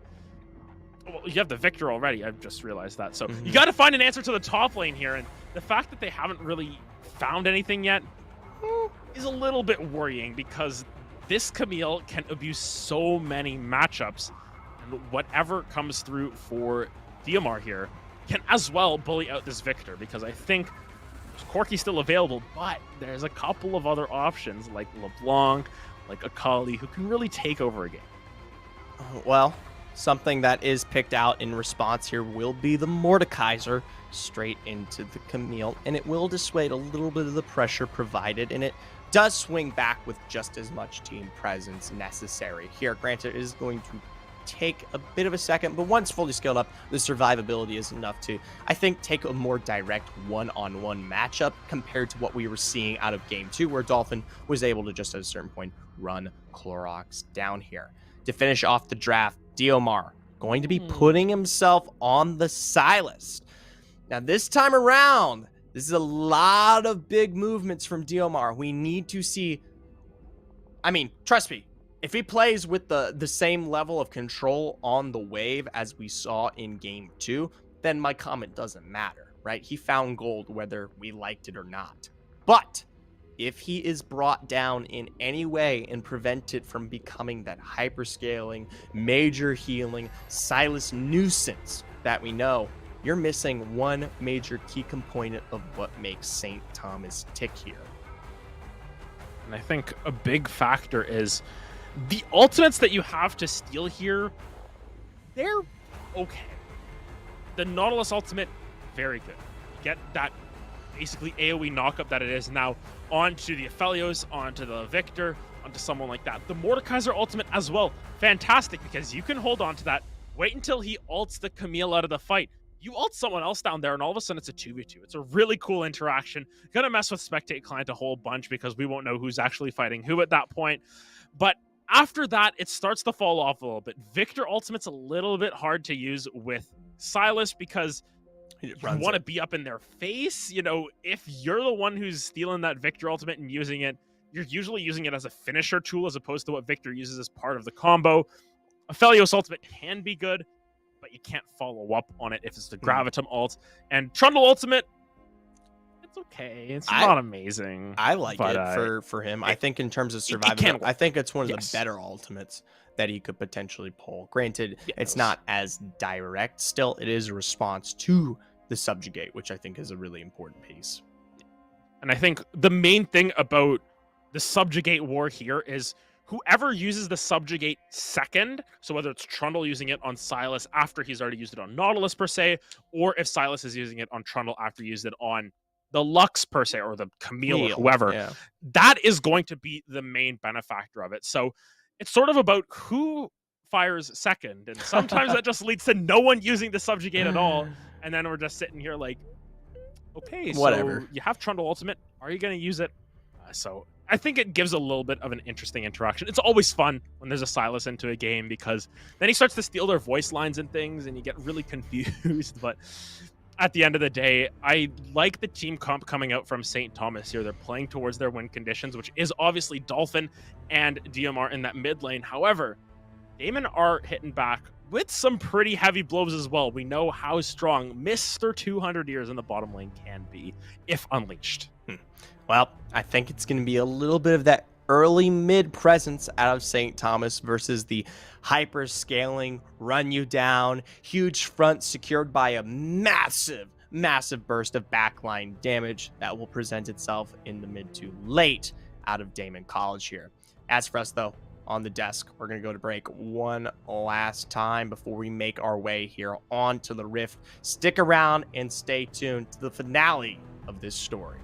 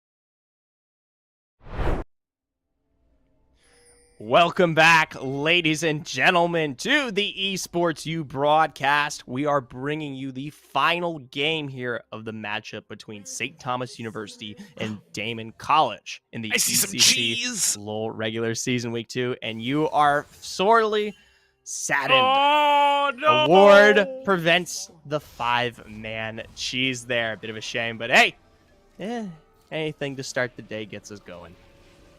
End the day. The cheese is what I live for, man. That's what we get to do as having done some play-by-play as well. The level 1 cheese, it's like yes, fight level 1, because otherwise then you secede over to me for the next 5 minutes, and now I control your fate. That's true. I don't really like cheese, I'll be honest. Only on like pizza and mac and cheese personally. I think cheese as like a cult classic, if you want to put it that way, has been extremely overrated over time. I think people stand by cheese. I can get behind this. Absolutely. You're a man of my world. Degrees. Yeah. But it is effective in this. terms of starting games off and getting kills. And we get none of it this game, as both junglers going to start on their blue buffs. A very similar start to game 1, where we did see Mask have some very successful plays on the bottom side of the map. And of note, looking at some rune choices here, Solo Vainmain decided, DMR, you know what? I didn't like your runes. I'm going to go the standard stuff. Teleport as the summoner spell and First Strike to get a little bit more gold in that early game. Yoruichi, still though.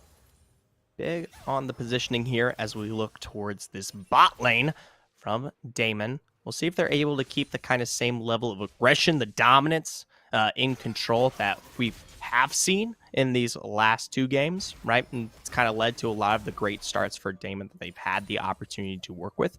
I think the big thing I want to see is what Mask can do to kind of dissuade the pressure from either Dolphin or Diomar. Because once you break one of those core kind of fundamental pillars behind St. Thomas, I think a win is almost surefire for Daemen. I think that a really big factor behind what will make Daemen's comp function is this Aphelios. I think Aphelios is a champion that can take over games. It's a very 1v9-esque champion, much more different than the AD carry choice for St. Thomas here, where they went for the Jhin, who provides a lot more utility, looking more towards Dolphin and Diomar to be that 1v9 hyper carry as well. But thus far in this lane, in all of these lanes, it is still going towards Daemen, as we have seen in the last 2 games. They're doing better, apart from top lane, of course. Apart from Dolphin. Yes, Dolphin is always going to be doing something different. What I love about this is that a good source of wave control from Solo Vainmain, especially compared to what we saw in game 2.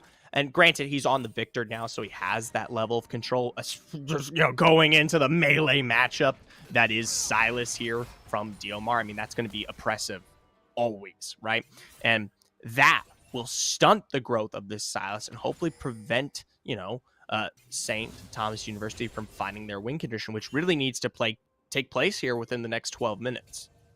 And I think a big factor about what is making this Silas do okay in this lane is the fact that Solo Vainmain hasn't had the confidence to just step up and look for these aggressive trades, because Silas can trade back so much more efficiently. If we want to look at what First Strike does, it front loads your damage. It says, do all your damage in the first 2.5 seconds. We'll get back to that point. Oh, feel free to continue. It's only just a blown flash. It's just a flash, but a lot of what Diomar wants to do here is have back-ended damage. They want to use that Kingslayer at the end of engages so that it gives them the bigger heal. However, they've still got to be careful of ganks. Oh, it's a fantastic double usage of the CC from pillars straight into the gravity field, and that will be enough to force out the Diomar flash. And actually, it's something we haven't brought up for the majority of this comp. Every single member of Daemen has an absurd source of CC, but now Solo Vainmain, another gank on his own return here. Going to be punished out as Max now looks for the bot lane, able to blow the flash, but the dredge line still hits Skullduster to pull out the flash as well. This is four flashes blown across the board here for St. Thomas University. 3 technically for Daemen. 4 for 4 because, Dolphin doesn't even have a flash to burn there, but just summoners going amiss here. Right around 5 minutes, everyone says, you know what? It's time to blow everyone's flashes there. So there it is. No summoner spells to be able to escape. And some of them are more valuable than others. I think that especially for Idol and Skullduster, we know how important their flashes are because of how good Yoruichi's been with these hooks. But conversely, on the top side of the map, Korok's not having that flash is really big because Dolphin, if they're able to line up the hook shot, it's almost guaranteed if there's no flash to be able to escape from it. Right. Same concept with Solo Vayne main. Technically, Victor, and aggressively. I mean, that's a terrible word for that. He's a mobile. We'll just say that. Too many adjectives in my play-by-play language. Either way, he is a mobile, and we talk about things like the Viego, and we talk about things like the Silas. They will get up on top of you, and you'll have no chance to escape. That's a big Gravitum. This could lead into a perfect dredge line. No route found there, except for the one onto Idol. Exhaust down. X trying to step up to get the last source of damage, but he just isn't there. Doesn't opt to switch to the Infernum at any given point. Even still, dredge line back onto Ryvax. And remember, he doesn't have a flash, and this will secure that first blood in the hands of Mask here for Daemen. And a little bit of an interesting sequence of events there because Verx moves forward so aggressively looking for the play. Huge stun, walks right back into the gravity field. What are you doing there, Butto? Oh, now it's a 2-0 start for Mask on the Trundle. Yeah, I was about to, kind of rip into Daemen a little bit and say, the flash from Aphelios was 100% unnecessary. Then I looked at the CS and I'm like, oh, he's 20 CS up in this lane already here.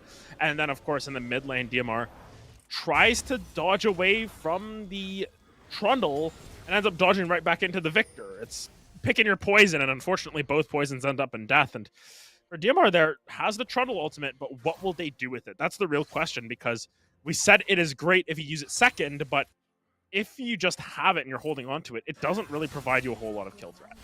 I would disagree. I think Subjugate is still something of presence to work with. I mean, it will still burn and tick down any major target. And if you do get the full collapse from Ryvax and Diomar at the same time onto Solo Vayne main, I think it's worthwhile. Yes. Is it as good as a depth charge, a Realm of Death? No. But right here, as we see it thrown down to Solo Vayne, it is going to give him enough survivability. Granted, it is already officially down into these next moments here, so he's gonna have to look for a different Hydrak for the future.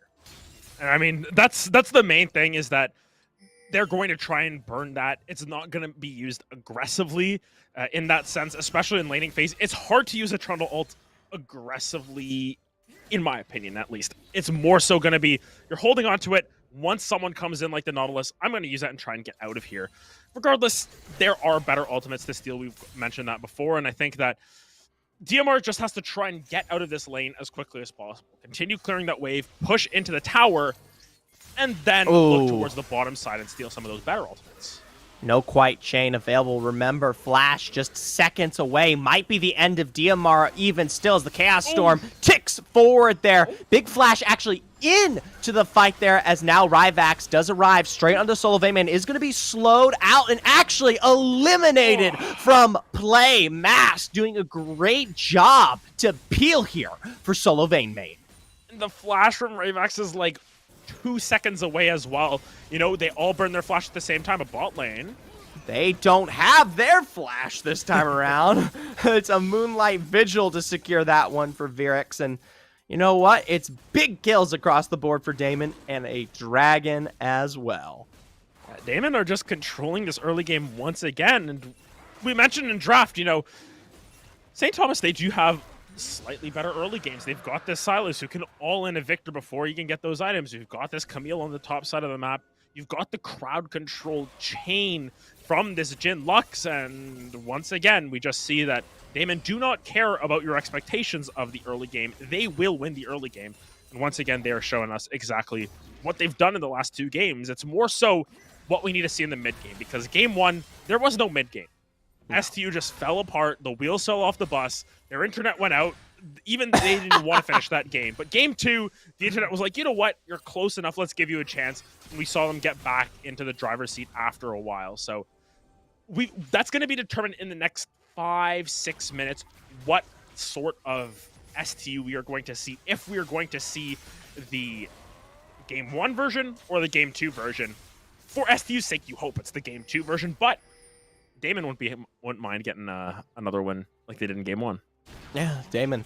Technically, our David, as we described at the very beginning of this cast. So taking down the giant that is Goliath would always be something nice, especially as early as what is week 2 here in the ECC low regular season.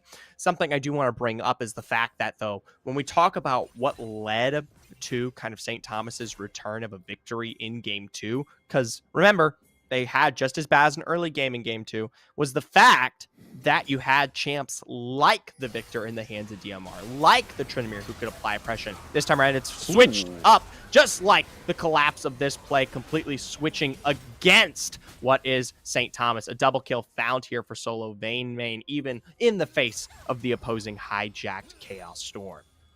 And it's just so much damage coming through from the side of Daemen, once again able to find multiple members in that mid lane. And we talked about this. They're always able to find multiple people coming into these fights. And unfortunately, DMR is just not having a fun time on this Silas. It's a lot harder to play safe when you're playing a melee champion into a ranged champion like the Victor. Granted, you get the flash out, but that's about it. Mask here is spotted by that ward. Idle and Skuldust are going to pull back appropriately. I think if they're smart, which we've seen them learn this mistake many times over here across these 3 games, they will not be taking the bait there. TP, by the way, is going to be putting solo Daemen back into the mid here to continue to match DMR. So remember, that will no longer be in play here for the next few minutes. Not going to be as much of a factor, but you know, always looking to push forward some advantages. And I think we've got to start to look towards Dolphin on this top side of the map because, you know, this CS lead, it's been rather stagnant at about 20-25. But once that Divine Sunderer comes online, you're going to see a lot more damage come out from the Camille. And I think you got to start trying to pull the trigger onto Clorox here, trying to get those kills down because you've got to start to unlock Dolphin if they want to have all this impact around the map. You know what's really crazy? You know, even if you take a bit of a loss there on something like Clorox, he still has the Realm of Death to constantly work with, right? And that will always be something that leads to a successful team fight for Daemen, you know, whether St. Thomas want it or not, whether they have a Fed member. In fact, the more Fed you are, the more likely you will be punished. For now, though, big trades here in the bot. We see that current call going to put Virex and Mask into a poor place as they aren't able to pick up that tier 1. Remember, though, a flash was blown onto both Idle and Skullduster. Now, as we return towards the mid lane, big knockup from Root there. DMR going to be trapped by the gravity field as the exhaust secures the deal. Root found on Rybax. It's going to be forcing that flash out as he does get the dash off as well. But still, it is a huge return in the face of the rift that was thrown down there. Yes, it's once again just Daemen finding advantages with this Nautilus roaming constantly as bot side. Lux is dead. Lux is dead. Sag. Had flash, by the way. Yes. And Bit still rough there. died because that's the power of Mr. 200. That's Aphelios. I'm not even sure if we had Nautilus in play there, but now solo Daemen, this could potentially be the first kill of the game here for St. Thomas, but doesn't quite work. That gravity field so punishing on the assault here. Ryvax is available to shadow this play, but Mask being there is really what stops it in its tracks to begin with. Almost perfect here for Daemen. Yeah, Daemen are looking pretty much perfect at this point. I mean, the only real tarnish against their record is the fact that mid lane tower starting to take a beating there from the Silas. Granted, there was a Rift Herald thrown down, but other than that, their bot lane has been playing to the win condition. Mid lane has been playing exceptionally well, but you know, DMR still has that macro sense, and I think we have to give credit to Dolphin in that macro sense as well. This Dragon should be going over comfortably to the side of St. Thomas, and the gold lead is not as dire as we've seen in past games, specifically game 1. It's only about a 3,000 gold deficit right now for STU. it's still winnable. I think that's always something you've got to keep in mind with these gold advantages or disadvantage that you have. Ooh. Skullduster ultimate down there. Idol going to be utilizing that curtain call. Remember, though, Nautilus is tanky. It's the hottest take of the day, I know. Some call me the Michael Schlansky of hot takes. Either way, Yoruichi on his way in here, potentially look for that dredge line, but is slowed by what is the utility there of Idol once again. So nothing to be found.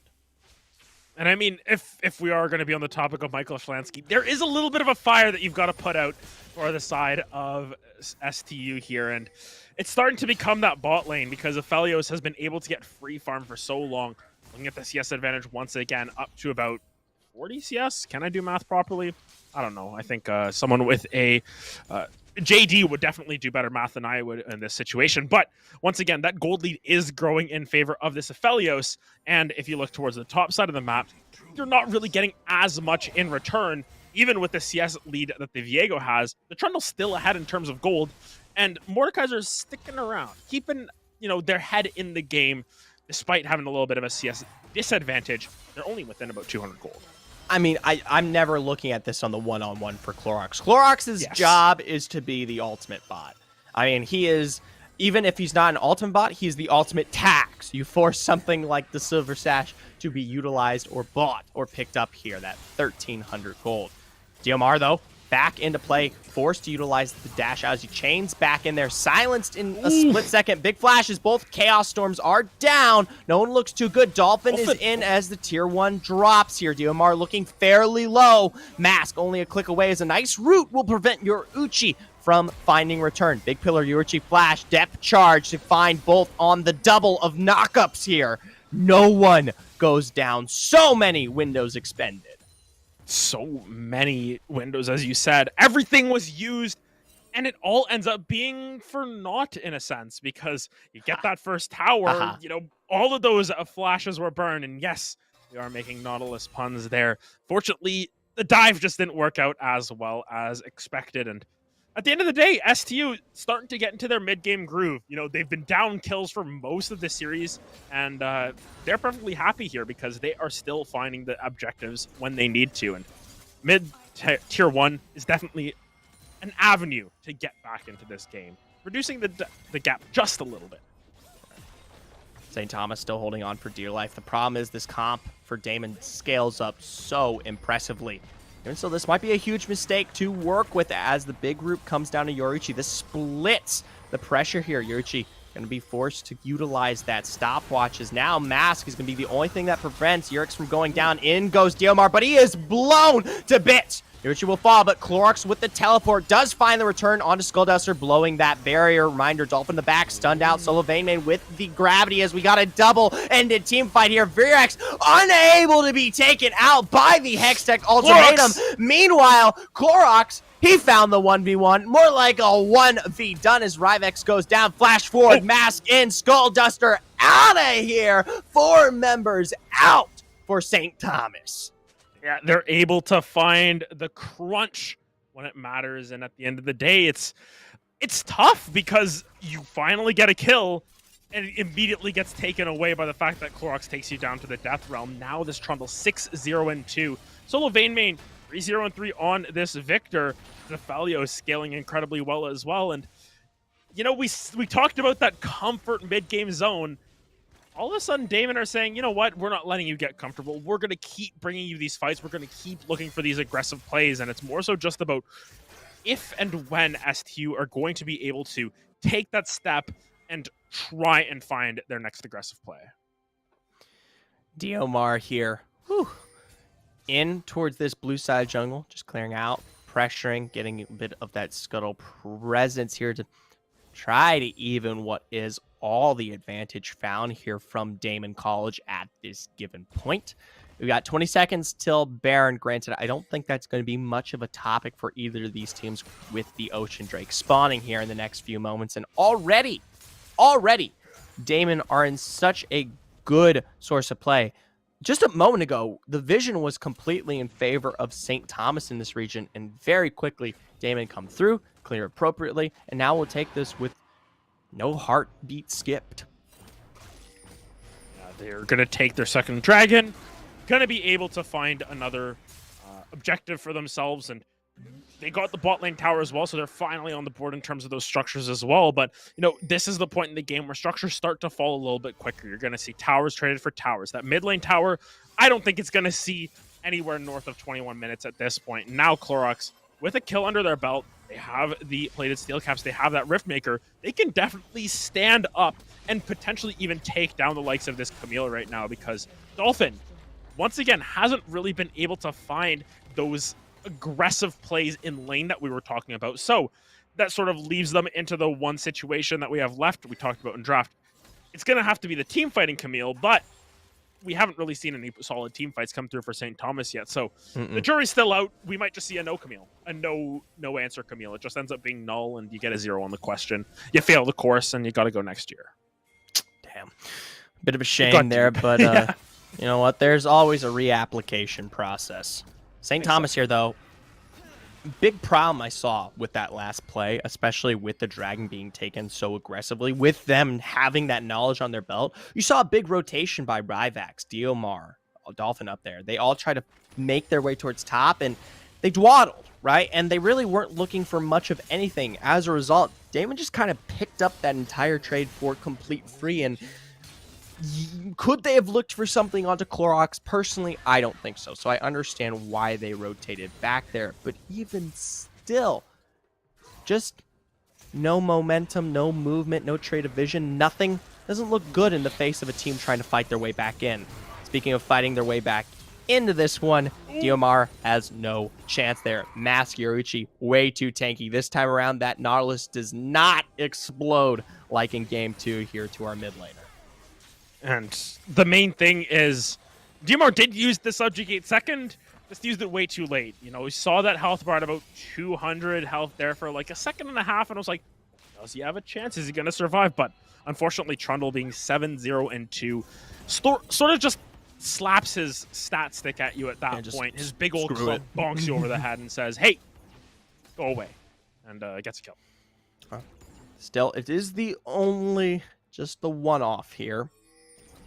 No one has really made any efforts to go for direct grouping with Daemon. Even then, they are still pocketing an absurd amount of gold, and with that, you find carries like the Victor, like the Aphelios, just growing and becoming that much more dangerous, which is a problem that St. Thomas might never really have the opportunity to fix, given that they just don't scale to that degree here. So even though it is a bit of a slow pacing of a game, this might change that. Big teleport from behind. Solo Daemen is potentially caught out. Chaos Storm down, pinched here. Gravity Field can't stop the Hextech ultimatum. And Dolphin, finally, a huge return here for St. Thomas University. They're finally able to get something to their credit. And I think that is a massive boost to their confidence in a way, because, when you're sitting at 13-1, you're like, man, this feels like crap. But, you get a kill now on the Camille, very important member who's going to be sitting in the side lane. You're very likely going to be able to clean up this bot lane tower. And all of a sudden, STU aren't feeling as bad about their game state as they were 2 minutes ago. You're going to get this structure. You're going to most likely get that top lane tower. Very nice. Now you're getting some more gold back into your main carries. And yes, there's a 0-5 Silas, but he's sitting on 2 items at this point. This Camille going to be able to finish up her second item shortly here. The Sterak's Gauge comes through, so there is definitely a fighting chance if the fights go the right way, and if you're taking out Mask from the get-go. It's just you still got to worry about the likes of the Aphelios pressing R and saying, haha, I have more years of gameplay design experience than you do. And to the credit here of St. Thomas University, now this is a little bit of a dig at Daemon, but it is something that should be brought up.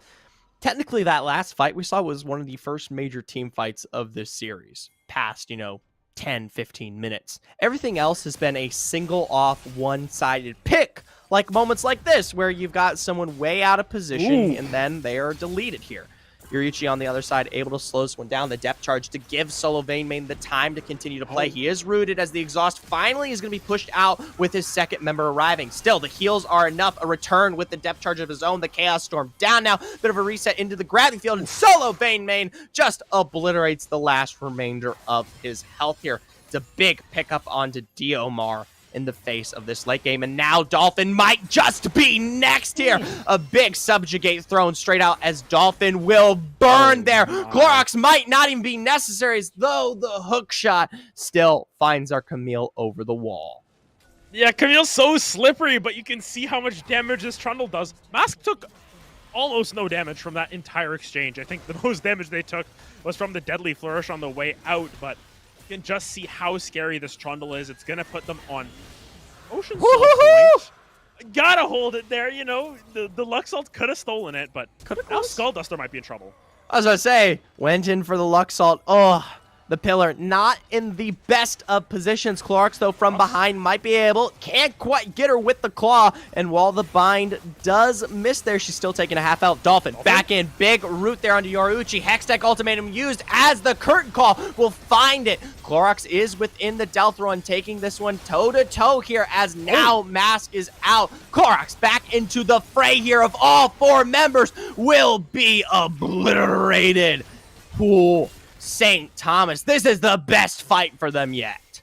Yeah, they're finally able to find the fight that matters for them.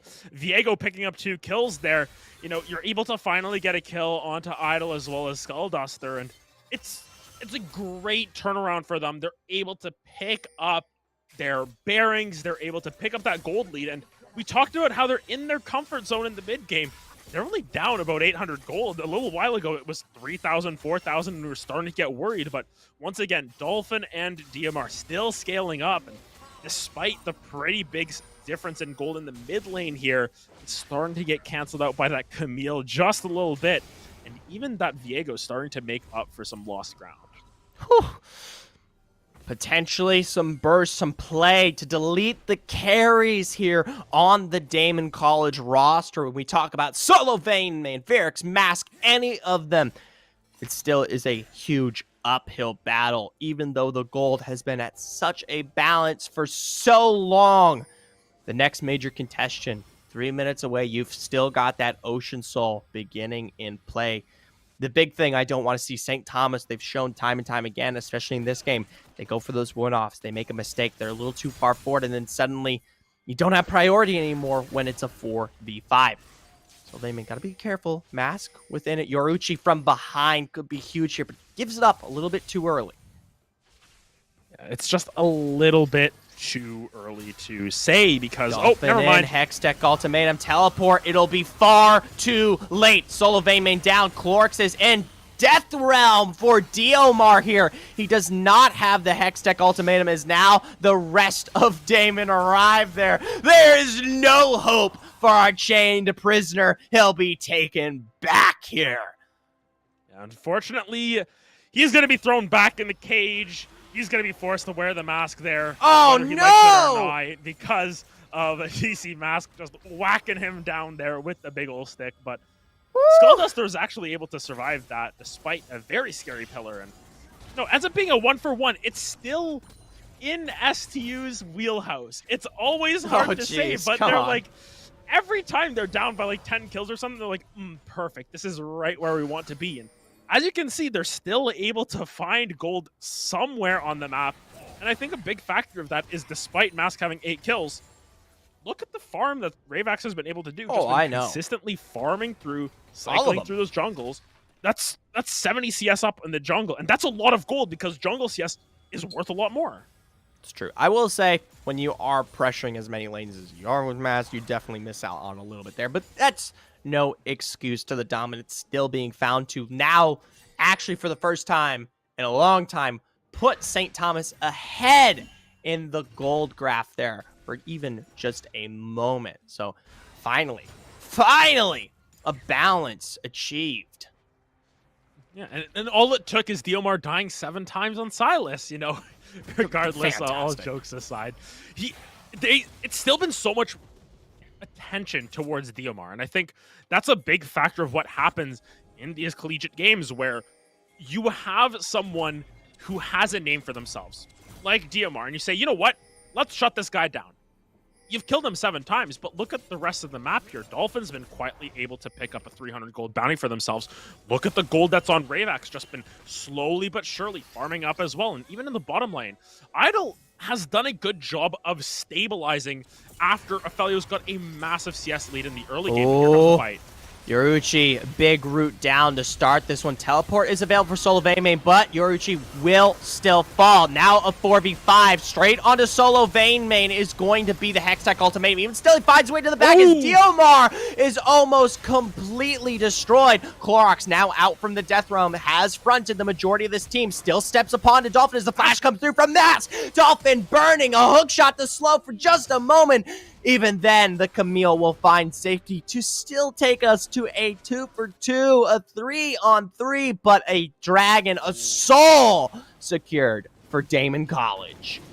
Yeah, and Daemen are going to be so happy with that at the end of the day, despite all of the efforts from St. Thomas. They got a 2-for-2. They went even in the fight, but unfortunately the health bar is just a little bit too low. And if you look at the members that they were able to get kills on, it's onto DMR and onto Ravax. You take away the smite, you take away that sort of X factor.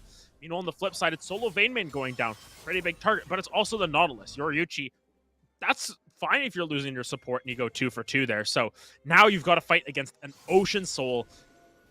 Ocean Soul's still probably one of the strongest souls that you can get. You're able to get all this healing. Any sort of poke, you can shrug it off. And if you look at the enemy team there, they've got half all in with this Camille, this Viego, this Silas, but the rest of it is poke. Idol and Lux, they're looking for this sort of poke out and then pull the trigger style. And unfortunately, that doesn't work anymore. You've just got to all in almost every single time. And despite the gold being still in SDU's favor, that soul is worth a lot more than what the stats can show.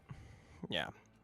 So now, my apologies, a major source of health sustain keeps them even harder ahead when we talk about, you know, just unable to kill them here. Still, St. Thomas, we saw them. They have a lot of single pick potential, whether between Ravax, Diomar, or Dolphin. Individually, it's the problem when you get the full 5-man and really don't have a response here. Ooh, Daemen, this is risky. Starting up that Baron. They already know they're in play. They're on vision. Still, they are split massively there. 2 members are on the bot side. Diomar will be able to present some pressure onto Varix. Watch as Aphelios. he is going to come in. A good pillar will prevent his engages now. Ooh, they don't want to step away from it. They've already put so much work in, but remember, Ravax is already available. He's finally come up from the bot lane as that's going to be the depth charge steal there. Hijack available now as, wow, Solo Daemen is doing a great job just keeping them away, playing footsie there. As, okay, it's a vision clear. For a second I thought he started, but no, it's just a vision clear. It's a game of inches still, despite the Ocean Soul, despite all of that. Of note, Verx is now full health despite being taken down to about 400 HP. Jeez! Thank you, Ocean Soul. But you know, they're still not confident enough to pull the trigger on this Baron, and that decision making can end up costing them in the long run because realistically, that Baron should have been theirs. They had the smite, they had the healing from Ocean Soul, they had the damage to potentially take the fight afterwards. But now you get into these 1v1s where it's Diomar versus Solo Daemen. He's got a bit of healing, but the damage presented from Solo Daemen makes Diomar look like a pipsqueak in comparison. Now, 1 member down, no TP on Dolphin. You are confirmed that this fight will be, in fact, a 3v4, or if teleport comes through, a 3v5. We're looking for the St. Thomas steal here. watch the poke from the Lux. Never mind. Solo. He's on the backside. That's a big root found here to prevent any further damage. Yoruichi taking a majority of the play. A big... There's TP. There's that TP in here. It does finally come up from Dolphin. Still, it is going to be Daemen's Baron, but it will be at the cost of Yoruichi. That's going to be the Hextech ultimate onto Varix. He can't quite kite it, and he will fall as well. Finally, Clorox is in play. Taking that fight directly against Dolphin. He does not have the hook shot to escape as he walks back. It's going to be right into the pillar here. I think everyone has made their way out for St. Thomas, and it still is a 3-man Baron pickup for Daemen. And it's still so close in terms of the gold that Baron play got them nothing, realistically, apart from getting, of course, the Baron in terms of advantages, because you look at the bottom side of the map, Diomar now pushing like a madman on this bottom side of the map. You get the kill onto Dolphin, but they still pick up 2 on the back end of that, and that kill ends up being a little bit more worth it because it's a shutdown onto the Aphelios. You're still going to have Baron on some key members, though. Clorox having it, gonna be a menace in the side lane. You've got to send someone to keep an eye on this. Mordekaiser, you've got it on the Trundle, you've got it on the Victor. Those are going to be effectively your 3 lane assignments now. You've got to just start to open up the map, look for this 1-3-1 push, and get some structures down, because with Elder spawning in 80 seconds, that can flip the game on its head, and that can give STU all of the damage they need to break through this Ocean Soul. Woo! Got a game on our hands, boys! Now, Soul up in just a minute. They might not be able to make any hefty pushes with the Baron buff, but it's enough to keep the waves in such a good presence, especially with Clorox still splitting the bot side there. Mask is rooted out. They will go for the full engage. Curtain call down. He is healing so much, but it will be your Uchi in response. Solo Daemen is pressured from behind on Dolphin as he's trying to kite this out. Meanwhile, Mask picks up one for himself onto Viax. Now Dolphin over the wall, still rooted, as it allows for the chase to continue from Solo Daemen. Clorox into this one. Double flash found from Skull and Idle as they run under their tier 2 here. Remember, though, that's still a double Baron in play with the waves a-crashing. I think a bigger factor is that neither of these junglers are going to be alive for exactly when this Elder Dragon spawns. But look at the health bars. This Ocean Soul does so much. This Soul is disgusting. Skullduster cannot base right now. They use that ultimate, they have 200 to. health. They have to base. They have to try and do something. But then it's a 3v2 with the Elder Dragon. Who's going to come in first? This is really the fight that decides everything here. Whether the side of STU can find the steal, or if Daemen are going to find this Elder. It's too late! It's too late. It doesn't matter. They don't have a chance to walk in. That is a huge Elder, and it's on all 5 members here of the Daemen College squad. Any major fight is more than sure, more than over here for St. Thomas University as they continue to walk forward. The Baron buff finally just running out. No wave in play, but all the kill pressure in the world here. All the kill pressure. You can just poke them out, slowly burn them down. And what are they supposed to do against the Ocean Soul? Once again, this Soul is so massive for the side of Daemen. No inhib turret now. Constant poke. Flash forward from Yoruichi. It's going to be a double knock-up straight onto the bot lane members. Idle is ticking. Woo!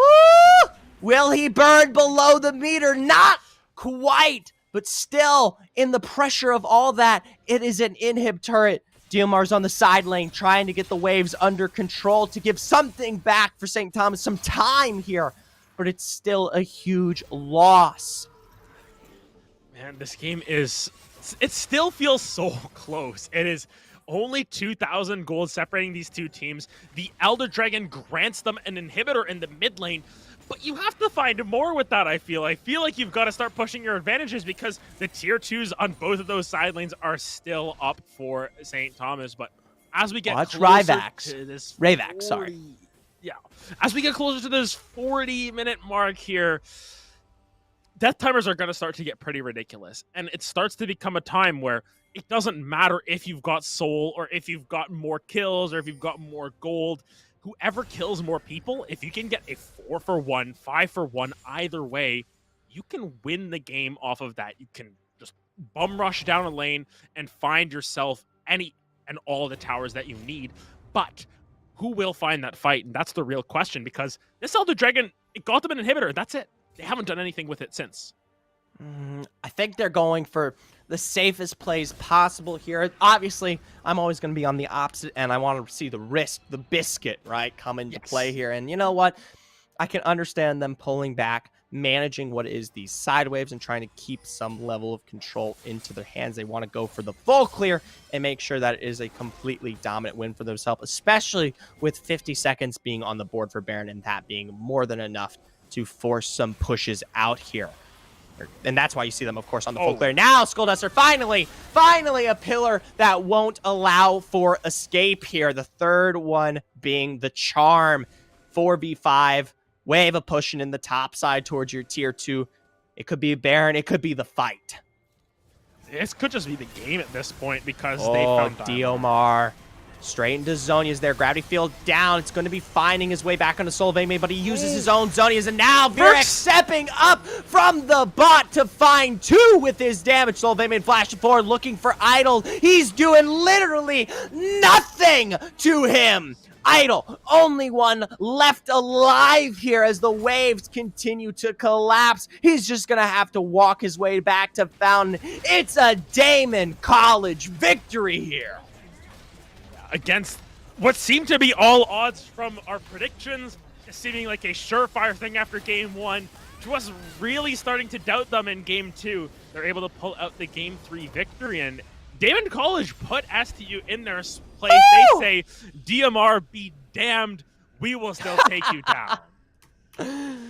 Daemen College pulling out the rug here from St. Thomas University. We had a lot coming into this one regarding some expected opinions. We talked about that David v. Goliath.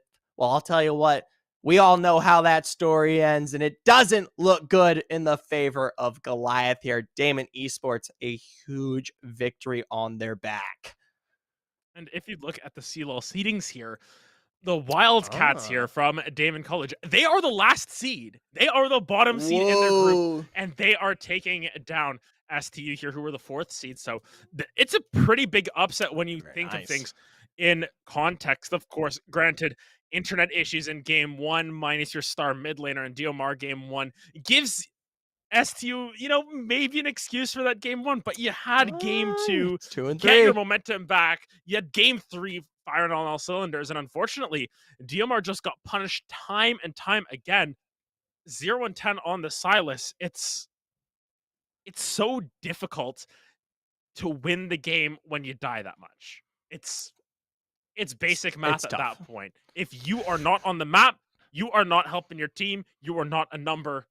And unfortunately, it seemed as if Daemen were able to take their early game advantage and push it to the end. Fantastic play found here from Daemen College. I know for a fact, though, that we still have more surprises in store here. We're going to be going towards a short break, and when we come back here fairly quickly, we'll be having an interview with one of our lovely winners. Stick around.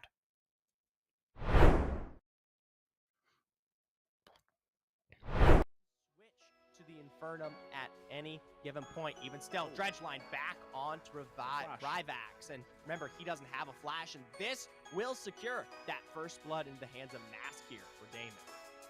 And a little bit of an interesting sequence of events there, because Verx moves forward so aggressively, looking for the play. Huge stun, walks right back into the gravity field. What? Daemen scales up so impressively. And so this might be a huge mistake to work with as the big group comes down to Yoruichi. This splits the pressure here. Yoruichi will be forced to utilize that stopwatch. Now Mask is going to be the only thing that prevents Yoruichi from going down. In goes Diomar, but he is blown to bits.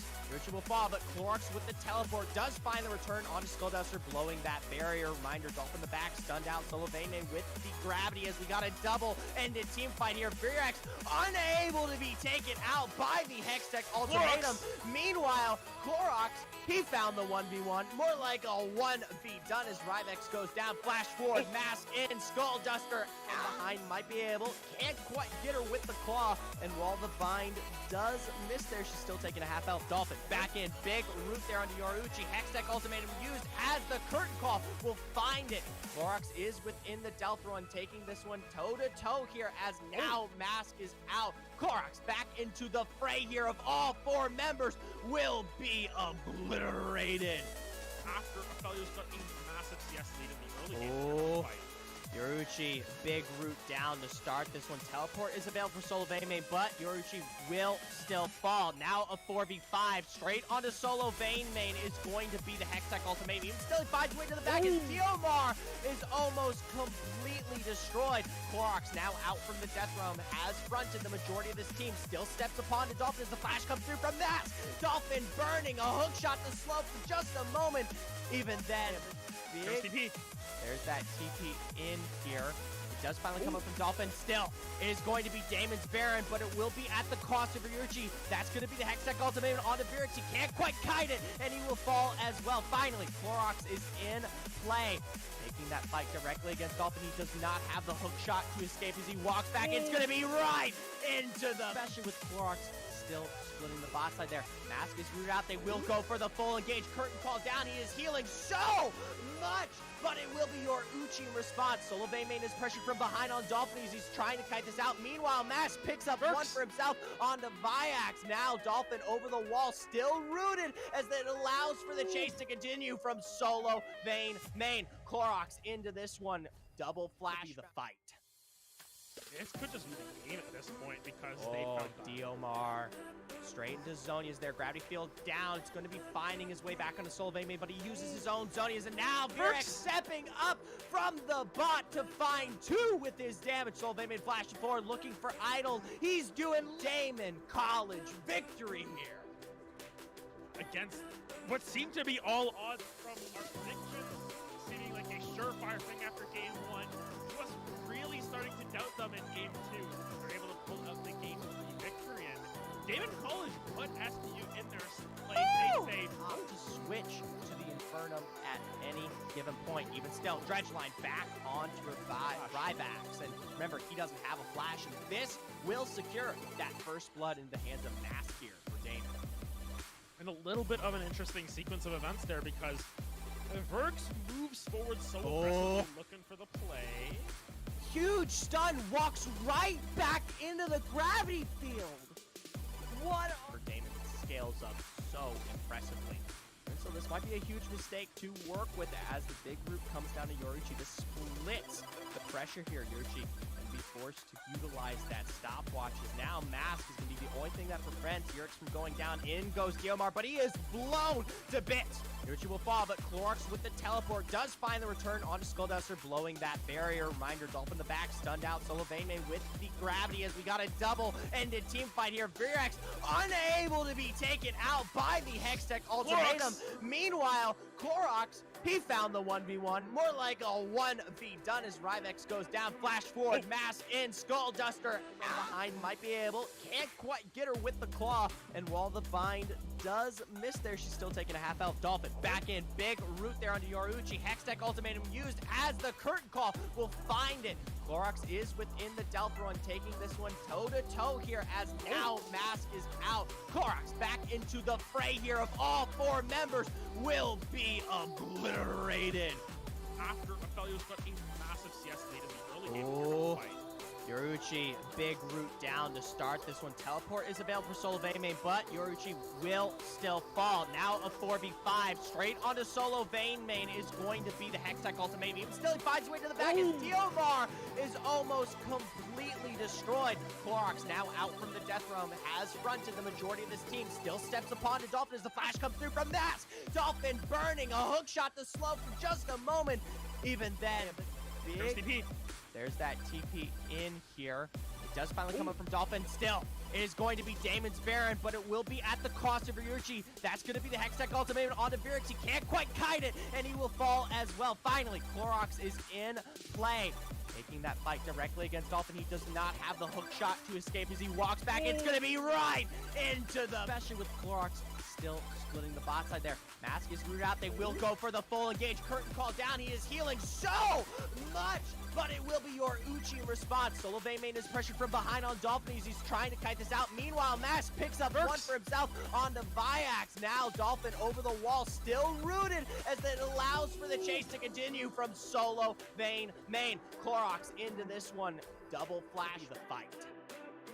This could just be the game at this point because they found that. Diomar Straight into Zonia's there. Gravity field down. It's going to be finding his way back onto Soul Vein, but he uses his own Zonia's. And now Virex stepping up from the bot to find two with his damage. Soul Vein flashing forward, looking for Idol. He's doing Daemen College victory here. Against what seemed to be all odds from our predictions, seeming like a surefire thing after game one, to us really starting to doubt them in game two. They're able to pull out the game three victory, and Daemen College put STU in their place. They say, to switch to the Infernum at any given point. Even still, Dredgeline back on to revive Ryvax. And remember, he doesn't have a flash, and this will secure that first blood in the hands of Mask here for Daemen. and a little bit of an interesting sequence of events there because Verx moves forward so aggressively, looking for the play. Huge stun, walks right back into the gravity field. For Daemen scales up so impressively. And so this might be a huge mistake to work with as the big group comes down to Yoruichi. This splits the pressure here. Yoruichi going to be forced to utilize that stopwatch as now Mask is going to be the only thing that prevents Yurix from going down. In goes Diomar, but he is blown to bits. Yoruichi will fall, but Clorox with the teleport does find the return onto Skullduster, blowing that barrier. Reminder, Dolphin in the back, stunned out. Solo Vein with the gravity as we got a double-ended team fight here. Virex unable to be taken out by the Hextech Ultimatum. Clorox. Meanwhile, Clorox, he found the 1v1, more like a 1v done as Ryvex goes down. Flash forward, Mask in, Skullduster from behind might be able, can't quite get her with the claw. And while the bind does miss there, she's still taking a half out. Dolphin back in, big root there onto Yoruichi. Hextech Ultimatum used as the curtain call will find it. Clorox is within the Death Run, taking this one toe-to-toe here as now Mask is out. Clorox back into the fray here of all four members will be obliterated. After Aphelios got a massive CS lead in the early game of the fight. Yoruichi, big root down to start this one. Teleport is available for Solo Vein, but Yoruichi will still fall. Now a 4v5 straight onto Solo Vein is going to be the Hextech Ultimatum. Even still, he finds his way to the back as Diomar is almost completely destroyed. Clorox now out from the Death Realm, has fronted the majority of this team. Still steps upon to Dolphin as the flash comes through from Mask. Dolphin burning, a hook shot to slow for just a moment. Even then, There's TP. There's that TP in here. It does finally come up from Dolphin. Still, it is going to be Daemen's Baron, but it will be at the cost of Yoruichi. That's going to be the Hextech Ultimatum onto Virex. He can't quite kite it, and he will fall as well. Finally, Clorox is in play. Taking that fight directly against Dolphin. He does not have the hook shot to escape as he walks back. It's going to be right into the... Especially with Clorox still splitting the bot side there. Mask is rooted out. They will go for the full engage. Curtain call down. He is healing so much, but it will be Yoruichi in response. Solo Vein is pressured from behind on Dolphin as he's trying to kite this out. Meanwhile, Mask picks up one for himself onto Viax. Now Dolphin over the wall, still rooted as it allows for the chase to continue from Solo Vein. Clorox into this one. Double flash the fight. This could just be the game at this point because they found Diomar straight into Zonia's there. Gravity field down. It's going to be finding his way back onto Soul Vein, but he uses his own Zonia's, and now Virex stepping up from the bot to find two with his damage. Soul Vein flashing forward, looking for Idol. He's doing Daemen College victory here. Against what seemed to be all odds from our predictions, seeming like a surefire.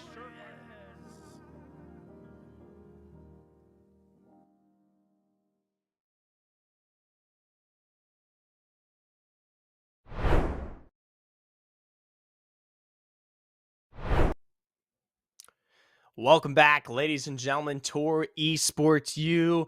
We've got a special guest joining us here. It's Mask from our winning team, Daemen College. Mask, I want to be the first to congratulate you on a fantastic victory here against St. Thomas University.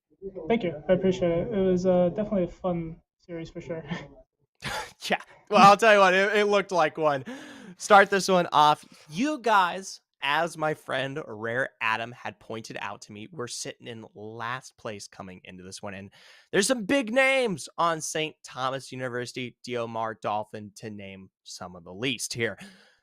Could you give us an impression, even prior to when this best of 3 began, where the mental was at for Daemen, how you might have been approaching this matchup?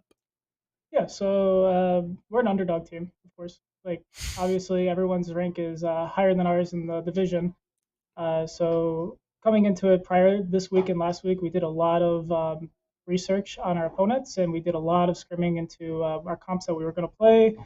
We had a few pocket picks like the Morgana Jungle. Unfortunately, we didn't win game 2, but you know, better things have happened. Um, Yeah. Other than that, only just basic scrimming. We come into into the game with just underdog mentality, like I said. Okay, well, it worked.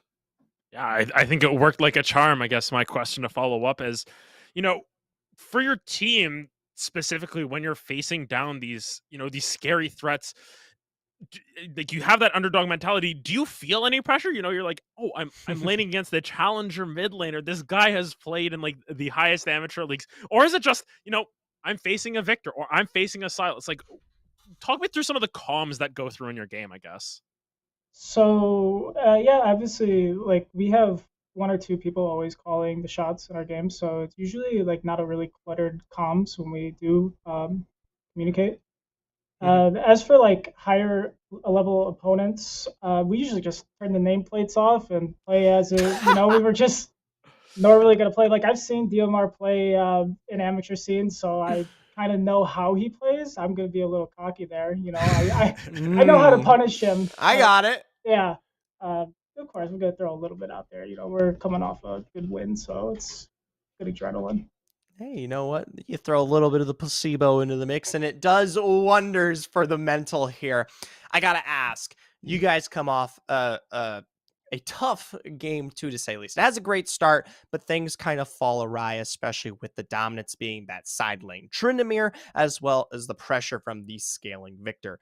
Going into game 3, did you guys come up with a more direct game plan, especially to match some of the pressure you were seeing out of the second one there? So yeah, I mean that showed a lot in our bands. We weren't expecting the Tryndamere pick. Like I said, we did a lot of research into these teams because that's how we can get our upper hand, right? Is by doing our scouting Right. and doing our research. We did not expect the Tryndamere at all, so that was a really kind of insane pick that he pulled out. As Worked for well. game, it did work really well. As in like game 3, we just ban it, and like we knew that he played Silas, but playing Tryndamere, playing these or not Tryndamere, Trundle, like these kinds of champions, we know that we can punish these laners. So that's why we think Silas is a better matchup. We think Camille's a better matchup. We're just going to play into that instead. It's something that we've scrimmed before in the past, where we rarely scrim against Tryndameres. For sure. And I guess final question here for you, Mask. Coming off a big win, how'd you get here? Give your shout out to those that made your journey worth it, I guess, if you want to put it that way. All right, so shout out to my teammates. I love all of them. They're really great. Great team mentality here. It's how we pulled off this win is just by our chemistry. Shout out to my friends and family watching at home.